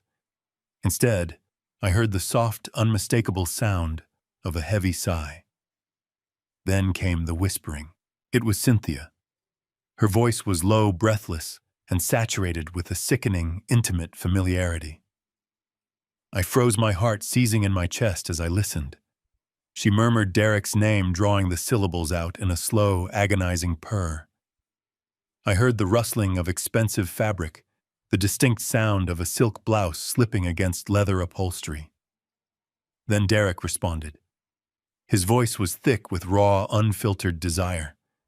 The audio feed captured the wet, heavy sound of an aggressive kiss. The horrifying reality of what I was listening to slammed into my mind with the destructive force of a freight train. This was not a clandestine business meeting to discuss offshore shell corporations. This was not a logistical strategy session about my impending psychiatric commitment. This was a grotesque, depraved manifestation of ultimate betrayal. My 45-year-old wife and my 42-year-old stepson were carrying on a disgusting, incestuous affair right inside the walls of my own company. I sat paralyzed physically, unable to tear the headphones away from my ears, as the audio painted a graphic, undeniable picture of their absolute moral decay. I heard them moving across the room, knocking what sounded like a heavy crystal decanter off the corner of the executive desk. They were completely uninhibited, laughing softly as they discarded their clothing. The sounds of their intimacy echoed through the pristine audio feed, mingling with their hushed, mocking conversations. Between heavy breaths, Cynthia whispered about how incredibly gullible I was, how pathetic it was watching me tremble in my chair while she handed me my nightly poison. Derek laughed, a cruel, guttural sound that made my skin crawl. He told her how much he loved watching her play the devoted wife, praising her for being such a brilliant, ruthless actress. The betrayal ripped through me, severing every remaining tether of humanity I possessed. The financial theft, the corporate coup, even the systematic chemical poisoning paled in comparison to the sheer repulsive sickness of this specific revelation. They were not just stealing my money. They were making an absolute, utter mockery of my life, my home, and my marriage. They were defiling the very concept of our family. A sudden, violent wave of nausea surged violently from the pit of my stomach. I ripped the headphones off my ears, the plastic cracking against the edge of the glass table as I threw them down. I scrambled out of my chair, my vision swimming with dark, blinding spots. I barely made it to the sterile hotel bathroom before I collapsed onto the cold tile floor, violently emptying my stomach into the porcelain bowl. I stayed there for a long time, my chest heaving, my throat burning with stomach acid and unspeakable disgust. The cold tile offered no comfort. The horrifying sounds of their laughter continued to loop relentlessly inside my head. The ultimate depths of their depravity were completely incomprehensible. I had welcomed Derek into my home. I had paid for his education. I had handed him the keys to a billion-dollar empire. I had loved Cynthia with an absolute, unconditional devotion. I had trusted her with my health, my secrets, and my life. And they had repaid that devotion by poisoning my body and turning my marriage bed into a sick, twisted joke. I slowly pushed myself up from the floor, my muscles aching with a profound, exhausted tension. I turned on the brass faucet and splashed freezing cold water over my face, scrubbing at my skin until it was raw and red. I grabbed a rough white towel and dried my face, lifting my gaze to meet my own reflection in the mirror. The man looking back at me was completely transformed. The shocked, grieving husband was dead, buried under a mountain of undeniable audio evidence and toxicological reports. The loving father who had desperately wanted to believe in the goodness of his family was gone forever. Only the absolute ruthless predator remained. I walked back out of the bathroom, my steps slow but heavy with purpose. The sterile hotel room felt different now. It was no longer a cage. It was a war room. I sat back down at the glass dining table, staring at the plastic headphones resting exactly where I had thrown them. The initial shock of their grotesque physical affair had burned away the last remnants of my naive compassion.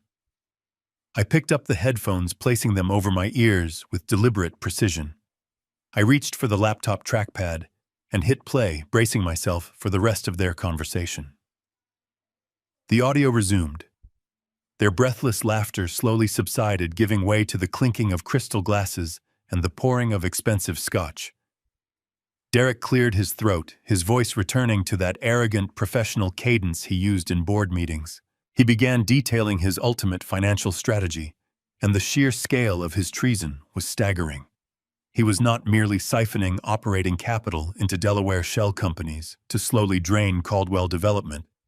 He was engineering a complete catastrophic detonation of my entire corporate legacy. Derek was actively negotiating a hostile backroom takeover with Sterling Horizon Group, my oldest and most aggressive corporate rival. For 40 years, I had fought Sterling tooth and nail for every major commercial zoning contract in the Chicago metropolitan area. Now my own stepson was handing them the keys to the castle. Derek was arranging to sell my entire commercial real estate portfolio to Sterling for literal pennies on the dollar. He was intentionally tanking the company valuation to facilitate a rapid, undeniable liquidation of the assets. In exchange for essentially gifting my empire to my worst enemy, Derek was receiving an astronomical, untraceable kickback. I listened as he smugly recited the routing numbers for a series of offshore accounts located in the Cayman Islands and Cyprus. Sterling Horizon Group was quietly wiring him precisely $20 million in untaxed invisible funds as a reward for his corporate espionage. Derek boasted to Cynthia about how easy it was to manipulate the board of directors. He explained that by fabricating catastrophic quarterly losses, he would convince the executive committee that selling to Sterling was the only viable strategy to avoid total bankruptcy. He was manufacturing a corporate panic using my supposed mental decline as the ultimate excuse for the sudden, inexplicable corporate vulnerability. The board would absolutely panic. Cynthia let out a high, delighted laugh, the sound grating against my eardrums like broken glass. She praised his brilliance, stroking his ego with sickening devotion. Then the conversation shifted back to me. They began to openly mock my deteriorating state, laughing at how easily I had surrendered my agency. Cynthia bragged about her meticulous nightly routine. She described with chilling enthusiasm exactly how she crushed the heavy sedatives using a marble mortar and pestle before dissolving the powder into a splash of warm water. She explained how she would then blend the toxic mixture into my fresh orange juice, marveling at how the citrus pulp perfectly masked the bitter chemical taste. She called me a pathetic, trusting old fool. She said it was almost too easy. She proudly recounted the moment I dropped my pen during the legal mediation earlier that week. She described the profound satisfaction she felt watching my hands tremble, knowing she was the architect of my physical destruction. Derek joined in the cruel laughter, remarking on how easily I had bought into the narrative of my own insanity. They were practically giddy with their success. They had weaponized my love, my trust, and my age against me, turning my gradual decay into an inside joke. The level of sociopathy required to poison a man while smiling in his face was incomprehensible, yet I was listening to it unfold in high-definition audio. My hands clenched into tight fists on the table, my knuckles turning white, but my breathing remained controlled. Then Derek laid out the final timeline. The Delaware transfers were nearly complete, and the Sterling Horizon buyout was scheduled to close within the week. But to finalize the ultimate transfer of assets, they needed my absolute irrevocable incapacitation. Derek explained that the temporary conservatorship was not enough. To push the sale past the remaining skeptical board members, they needed me permanently removed from the public eye. Cynthia enthusiastically agreed, detailing her consultation with a highly compromised private psychiatrist she had paid off. They had arranged for a specialized transport team to arrive at my hotel early next Monday morning. The plan was terrifyingly simple. They would have me forcefully committed to a locked, high-security state psychiatric facility before I could speak. Cynthia explained that this specific facility was notorious for its heavily sedated population and absolute restriction on outside communication. Once I was locked behind those reinforced doors, I would be legally classified as a severe danger to myself. I would not be allowed a phone, a lawyer, or a single visitor without her explicit written consent. Derek added that the medical staff at the facility had already been briefed on my violent outbursts and severe dementia. Any protest I made, any accusation of poisoning or embezzlement, would simply be documented as a tragic textbook symptom of my paranoid delirium. I would scream the absolute truth into the void, and my captors would just increase my medication until my mind finally snapped. I would simply cease to exist. With me permanently buried in a locked ward, Derek would have the absolute legal authority to sign over the final property deeds to Sterling Horizon Group. Once the ink dried and the offshore kickbacks cleared the international banking monitors, their ultimate escape would begin. Derek outlined their flight path. They were not planning to stay in Chicago to enjoy their stolen wealth. They knew Mitchell Reed or some other loyalist might eventually connect the dots.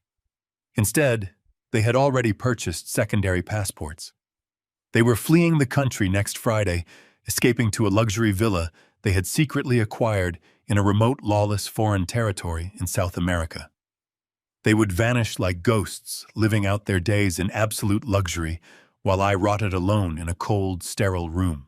The audio file ended with the sound of them clinking their crystal glasses together, toasting to their brilliant future. The recording cut out, leaving a heavy static silence ringing in my ears. I slowly reached up and removed the headphones, setting them down on the glass table. I did not move for a long time. I sat in the dim light of the hotel suite, absorbing the sheer, unfathomable magnitude of their plot. They had built a perfect, inescapable maze designed to strip me of my wealth, my freedom, and my sanity. They had viewed me not as a loving husband or a devoted father, but as a temporary obstacle to be dismantled and permanently discarded. The betrayal was so absolute, so fundamentally evil, that it completely severed any lingering emotional attachment I had left for either of them. They had given me a deadline. I had exactly 5 days before the transport team arrived. 5 days to systematically burn their entire world to the ground. I stared at the glowing screen of my laptop. There was one final audio file remaining in the encrypted folder Victor had provided. It was a short recording captured just as Derek and Cynthia were preparing to leave the executive suite.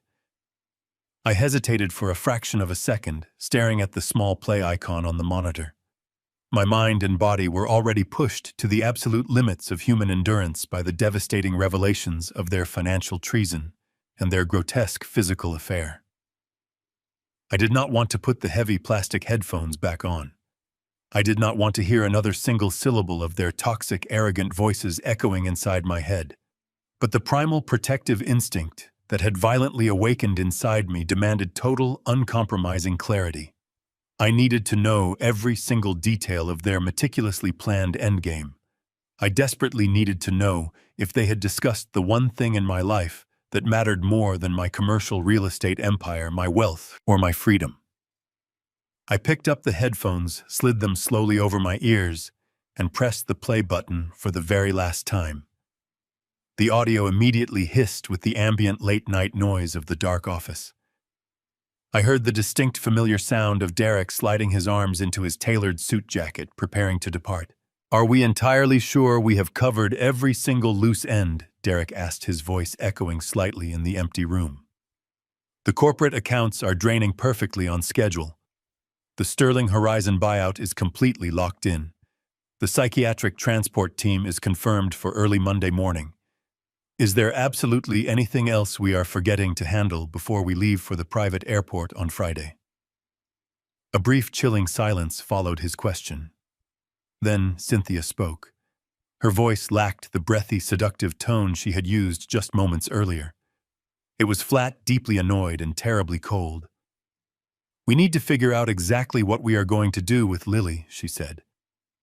Hearing my 10-year-old daughter's beautiful name spoken by that treacherous woman sent a violent physical shockwave through my entire nervous system. Derek sighed heavily into the microphone, sounding exactly as if they were merely discussing a minor logistical annoyance, like a delayed construction shipment or a misfiled corporate tax return. "Right," he muttered dismissively. "The kid. We cannot exactly leave her alone in the massive estate once the old man is permanently hauled off to the locked psychiatric ward. The state government will immediately step in and assign a nosy caseworker. They will start asking uncomfortable questions we do not want to answer while the wire transfers are still clearing the international monitors." Cynthia let out a sharp, derisive scoff that made the blood run cold in my veins. "Do not worry about the brat," she said, her tone dripping with unadulterated venom. "I have already made all the necessary arrangements. The exact moment the old man is safely locked away and legally declared incompetent by the court, I am instantly executing my legal authority as her custodial stepmother. I have already enrolled her in a highly obscure, remote disciplinary boarding school located just outside of Geneva. The isolated facility specializes exclusively in troubled children with severe behavioral issues. It is essentially a high-altitude juvenile prison with incredibly strict ironclad communication blackouts. I am putting her on a direct, unescorted commercial flight to Switzerland on Tuesday morning." "And what if she puts up a massive fight?" Derek asked, sounding slightly concerned. "What if she starts screaming and telling the boarding school medical staff that we intentionally poisoned her father?" Cynthia laughed, a cruel, soulless, wicked sound that echoed loudly in the quiet office. "Let her talk," she sneered. "She is just a grieving, deeply traumatized child who supposedly just watched her father lose his mind to aggressive dementia. Absolutely no one will believe a single desperate word she says. They will just heavily sedate her and lock her in a dark dormitory. And honestly, Derek, if the Swiss boarding school somehow refuses to keep her, or if the international travel logistics become too complicated, before our outbound flight on Friday, I will simply sign over my guardianship rights directly to the state foster system. I do not care what happens to her. I am completely done playing the loving mother to his pathetic little spawn." The audio file ended abruptly with the sharp click of the executive suite light switch being turned off, followed instantly by the heavy echoing thud of the solid mahogany door slamming firmly shut. I sat perfectly frozen in the dim light of my hotel room. The silence that filled the beige suite was no longer empty or hollow. It was thick, heavy, and deeply suffocating me with the sheer, unfathomable magnitude of their cruelty. They were not just going to steal the entirety of my life's work. They were not just going to lock me in a sterile psychiatric ward to rot in isolation until my failing heart finally stopped beating. They were going to casually throw my little girl away like a piece of discarded, worthless garbage. They were going to permanently banish a brilliant, innocent, loving 10-year-old child to a disciplinary prison across the ocean, or intentionally abandon her to the brutal mercy of the overcrowded state foster care system. My breathing slowly regulated, settling into a deep, rhythmic, terrifying cadence. The violent nausea and the dizzying shock that had overwhelmed me earlier were entirely gone. In their place, a terrifying, absolute calm washed completely over my recovering mind. Every lingering shred of mercy, every microscopic drop of pity or hesitation I might have harbored for the treacherous woman I once called my wife, or the greedy boy I had raised as my own son, instantly and permanently evaporated into the cold air.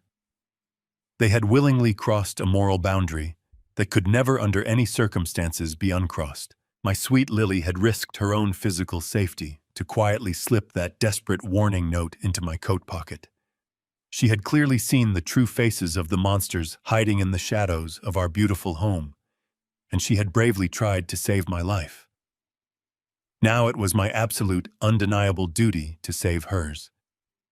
I reached across the table and grabbed the cheap, disposable cellular phone resting on the glass surface. I firmly decided I did not need to wait 5 agonizing days. I did not need to cower in this depressing hotel room for another single second. The elaborate legal trap was already perfectly constructed, fully baited, and heavily armed with federal banking monitors. I aggressively dialed Mitchell Reed's restricted burner number. He answered the call on the second ring, his gruff, experienced voice sounding perfectly steady in the darkness of the late night. "Mitchell," I said, my voice resonating with a lethal, unwavering, freezing certainty that I had not possessed in over 6 months. "We are changing the plan and moving the entire timeline forward. The agonizing waiting period is officially over right now. I need you to initiate the banking alerts immediately. Spring the absolute trap." Mitchell did not ask a single question. He simply confirmed the new directives and disconnected the line. The heavy gears of our hidden machine instantly locked into place, accelerating the inevitable collision. The very next morning, the sterile beige walls of my hotel room were replaced by the imposing polished oak panels of the county courthouse. The air inside the quiet courtroom was thick with a stifling, manufactured solemnity. I sat at the defendant's table, my posture intentionally slumped, my hands resting limply in my lap. I was wearing the same slightly oversized, wrinkled suit I had worn to the mediation session. I needed to maintain the tragic illusion until the absolute last possible second. Across the center aisle, Cynthia and Derek sat flanking their lead attorney. They looked like the perfect, heartbroken family. Cynthia wore a conservative navy dress, her makeup carefully applied to make her look exhausted from worry. Derek sat rigidly, projecting the image of a devoted, overwhelmed son burdened with an impossible choice. They believed they were walking into a mere formality, a simple rubber stamp from a sympathetic judge to finalize their total victory. They had no idea they had just walked into a slaughterhouse. The presiding judge, a stern man with silver hair and a heavy black judicial robe, peered down at the enormous stack of thick files resting on his elevated wooden bench. Cynthia's lead counsel, a sharp, incredibly expensive litigator named Harrison, stood confidently at his podium and began his opening remarks. His loud voice echoed softly through the high ceilings, dripping with a sickening, highly rehearsed sorrow. He spoke at length of my massive legacy, acknowledging my 4 decades of absolute brilliance in the competitive commercial real estate sector, only to pivot sharply into a deeply disturbing narrative of my rapid, tragic cognitive decline. He formally submitted the heavy conservatorship petition, sliding a thick folder of completely forged medical evaluations across the polished wood. He cited numerous consultations with private psychiatrists, listing my fabricated symptoms with chilling clinical precision.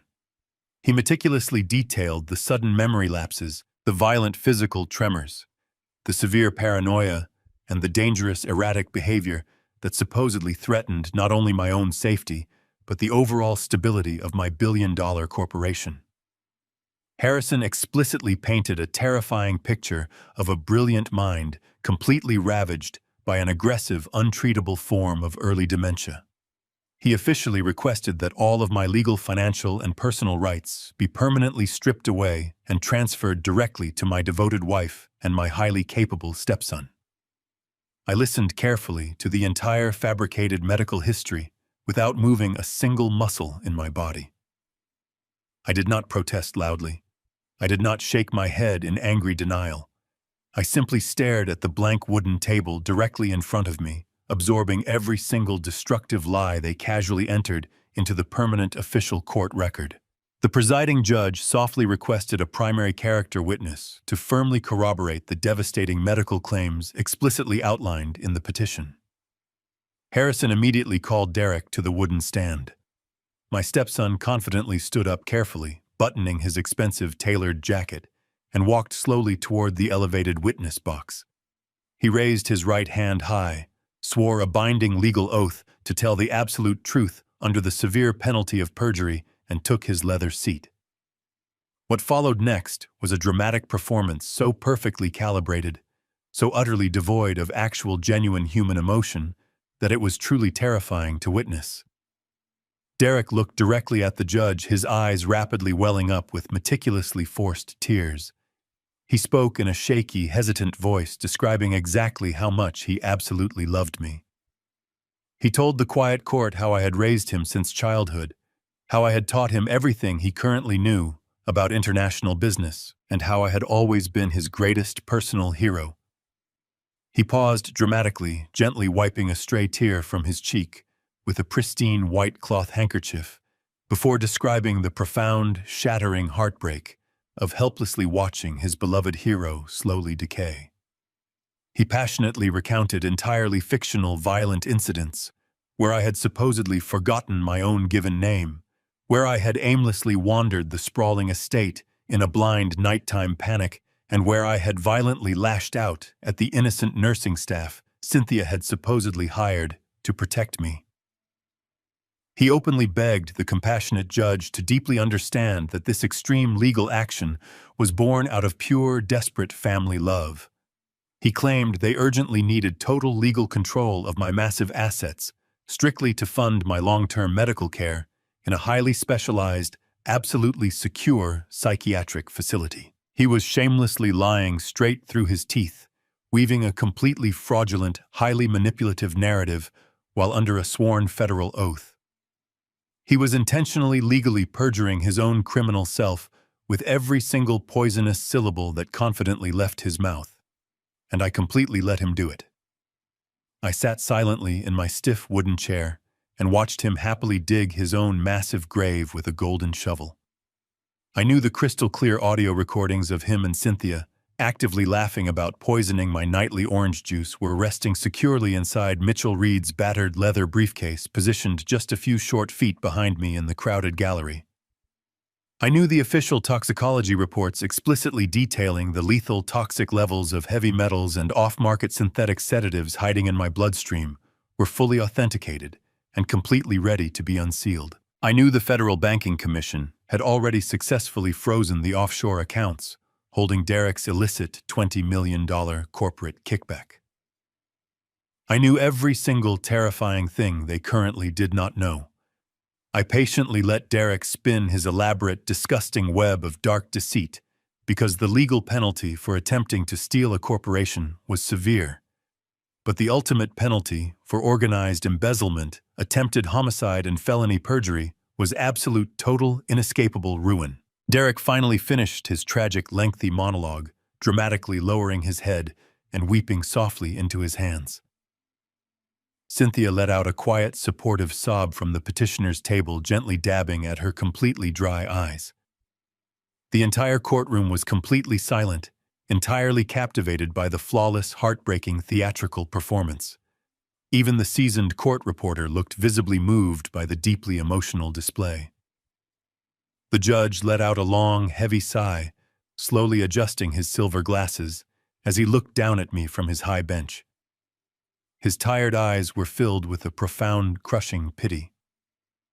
He saw exactly what they had paid him to see. He saw a completely broken, hollow, senile old man who no longer possessed the basic mental capacity to govern his own life or protect his own massive fortune.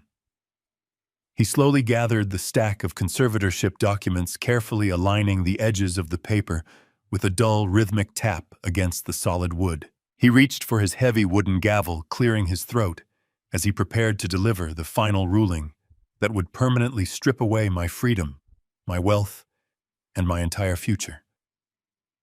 He was preparing to formally strike the gavel and end my life as a free man, entirely unaware that the trial had not even begun. The heavy wooden gavel hovered in the tense, silent air. The judge drew a deep breath, his eyes filled with tragic pity as he prepared to deliver the fatal blow to my independence. I braced my shoulders, my hand sliding toward the pocket where my audio drive was concealed. I was exactly 1 second away from detonating my defense when a small, determined voice echoed from the heavy oak doors at the back of the gallery. "Wait, please wait." The judge froze, his arm suspended in midair. Every single head in the cavernous courtroom turned simultaneously toward the sudden interruption. Standing in the center aisle, clutching a battered pink tablet to her chest, was my 10-year-old daughter, Lily. Beside her stood a stern state social worker, whom Cynthia had likely brought to facilitate Lily's immediate transfer to the foster system. Lily looked tiny in the imposing chamber, but her dark eyes blazed with fierce courage. She took a hesitant step forward and looked directly up at the bench. "May I show you something that Dad does not know about your honor?" Lily asked, her voice trembling slightly, but carrying clearly across the silence. The reaction from the petitioner's table was violent. Cynthia shot up from her chair with the frantic energy of a cornered predator. Her mask of the grieving wife evaporated, replaced by pure, unfiltered panic. She let out a guttural scream and lunged across the aisle, desperately reaching to snatch the tablet from my daughter. But she never made it past the swinging gate. The armed bailiff intercepted her with terrifying speed, blocking her advance. He placed an authoritative hand onto Cynthia's chest physically, forcing her backward until she stumbled heavily back into her seat. "Sit down and remain silent, ma'am," the bailiff ordered with absolute authority. The judge slowly lowered his heavy gavel, placing it gently down onto his desk. The pity in his tired eyes vanished, replaced by a sharp, calculating judicial scrutiny.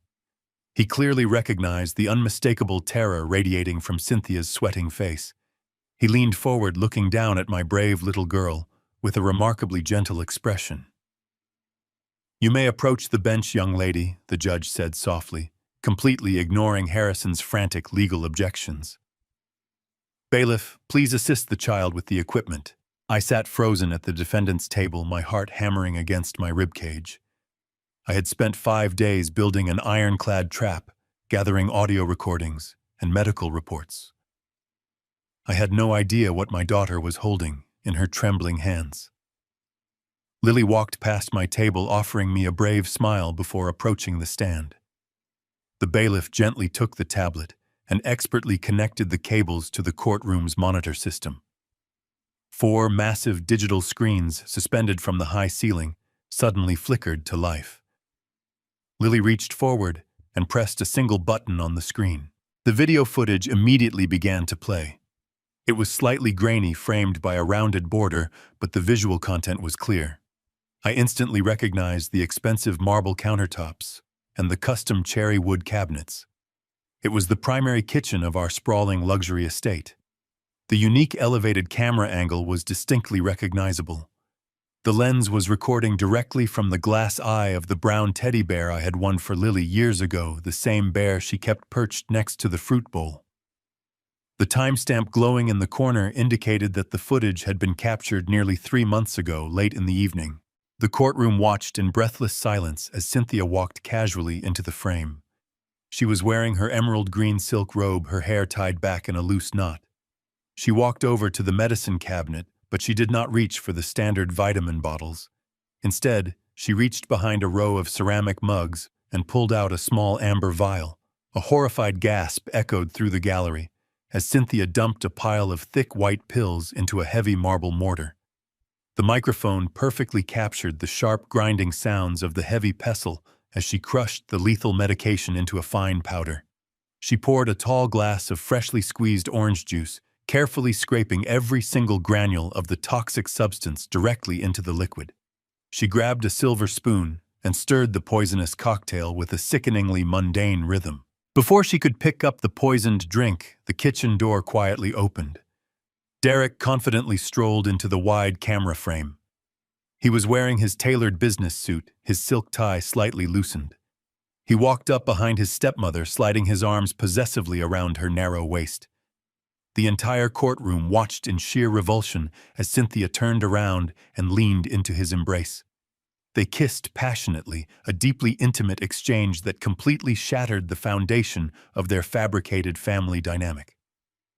The undeniable truth of their incestuous affair was now broadcasted across 4 massive screens in a federal courthouse. Derek pulled back from the disgusting embrace, an incredibly arrogant smirk spreading across his handsome face. He looked down at the tall glass of tainted orange juice resting on the marble counter, his eyes gleaming with predatory satisfaction. He reached out casually, tracing his index finger along the damp rim of the glass.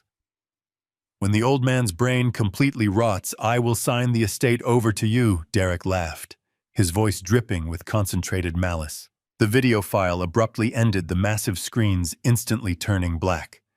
The courtroom was suddenly plunged into an absolute deafening, suffocating silence.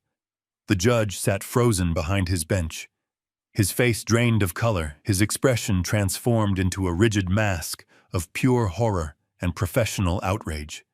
He stared blankly at the dark monitors, his hands gripping the edges of his desk so tightly his knuckles were white. I slowly turned my head and looked directly across the center aisle. The arrogant, untouchable facade that Cynthia and Derek had meticulously maintained for the last 6 months had been completely, utterly annihilated in less than 2 minutes. Cynthia was violently shaking her mouth, opening and closing, as she desperately tried to drag oxygen into her constricted lungs. Her face was a sickly, ghostly, translucent white, completely devoid of any blood or life. She looked like a decaying corpse, sitting rigidly in a tailored navy dress.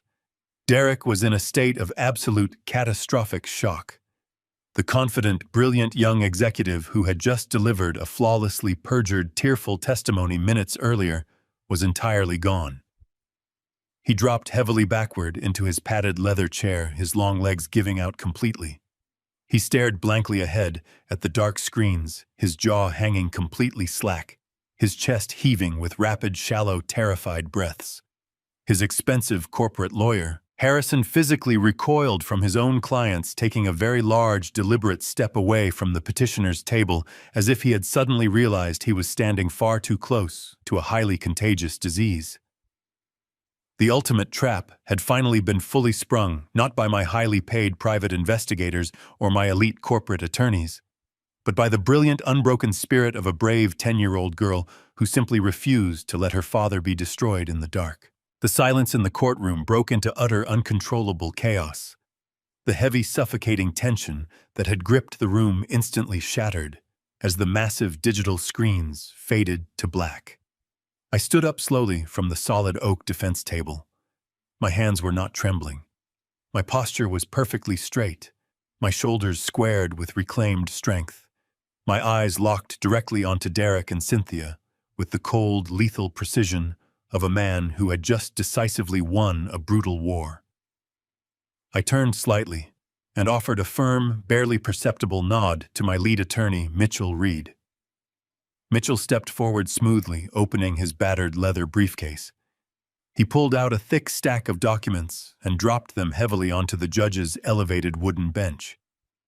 The resounding thud echoed above the rising panic in the gallery. These were not fabricated psychiatric evaluations. They were the certified official toxicology reports proving the lethal chemical saturation in my bloodstream, the offshore banking traces outlining the $20 million kickback, and the irrevocable trust documents securing my entire corporate empire. "Your Honor," Mitchell stated, his commanding voice easily cutting through the frantic, escalating panic of the opposing counsel. "My client is absolutely not suffering from any form of dementia. He is the deliberate victim of systematic long-term chemical poisoning, international wire fraud, and calculated attempted murder. Before Cynthia's expensive lawyer could even open his mouth to formulate a desperate, stammering objection, the heavy wooden doors at the back of the courtroom swung open with a violent crash. Two grim federal agents and a senior investigator from the Financial Crimes Division stepped confidently inside the chamber. Mitchell had secretly handed them the pristine audio tapes and the digital audit logs 3 days ago, ensuring the trap was completely inescapable. Derek saw the federal badges and instantly panicked. He scrambled out of his leather chair and tried to make a desperate, frantic run for the side emergency exit.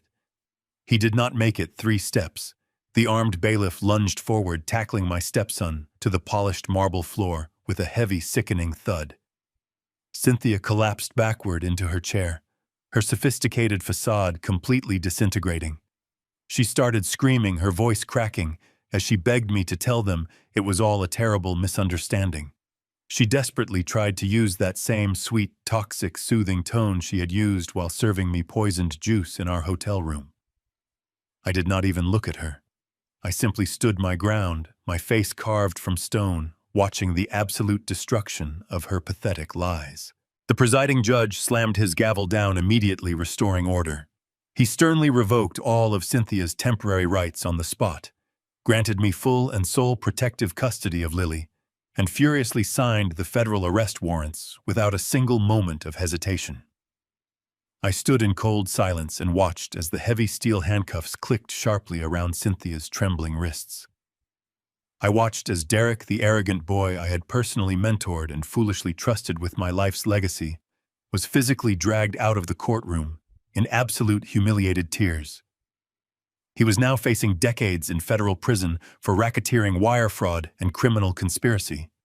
They genuinely thought they were burying a clueless, pathetic old man. Instead, they had eagerly dug their own inescapable graves. With the federal agents clearing the room of the treacherous monsters, I slowly walked over to the wooden witness box and kneeled down on the floor. I opened my arms and pulled my brilliant little girl into a tight, desperate hug, burying my face in her shoulder as she cried tears of profound relief. The suffocating darkness that plagued my mind was finally lifted, replaced by the bright light of unvarnished truth. I had lost a treacherous wife and a dangerous stepson to their greed, but I saved my life, secured my empire, and protected the only family that truly mattered. Betrayal rarely comes from your enemies. It wears the face of those you feed and protect. When you spend your life building an empire and providing for your family, never let your generosity blind your instincts. Trust is a beautiful thing, but blind trust is a dangerous liability. Always keep a firm hand on the steering wheel of your own life, your finances, and your health. The moment someone tries to isolate you for your own good, that is the moment you must fight back the hardest. Protect your legacy, but most importantly, protect the innocent who depend on you. If this story kept you on the edge of your seat, hit the like button and subscribe right now. Have you ever caught someone plotting behind your back? Tell me exactly how you handled the betrayal in the comments below. I will see you in the very next story video.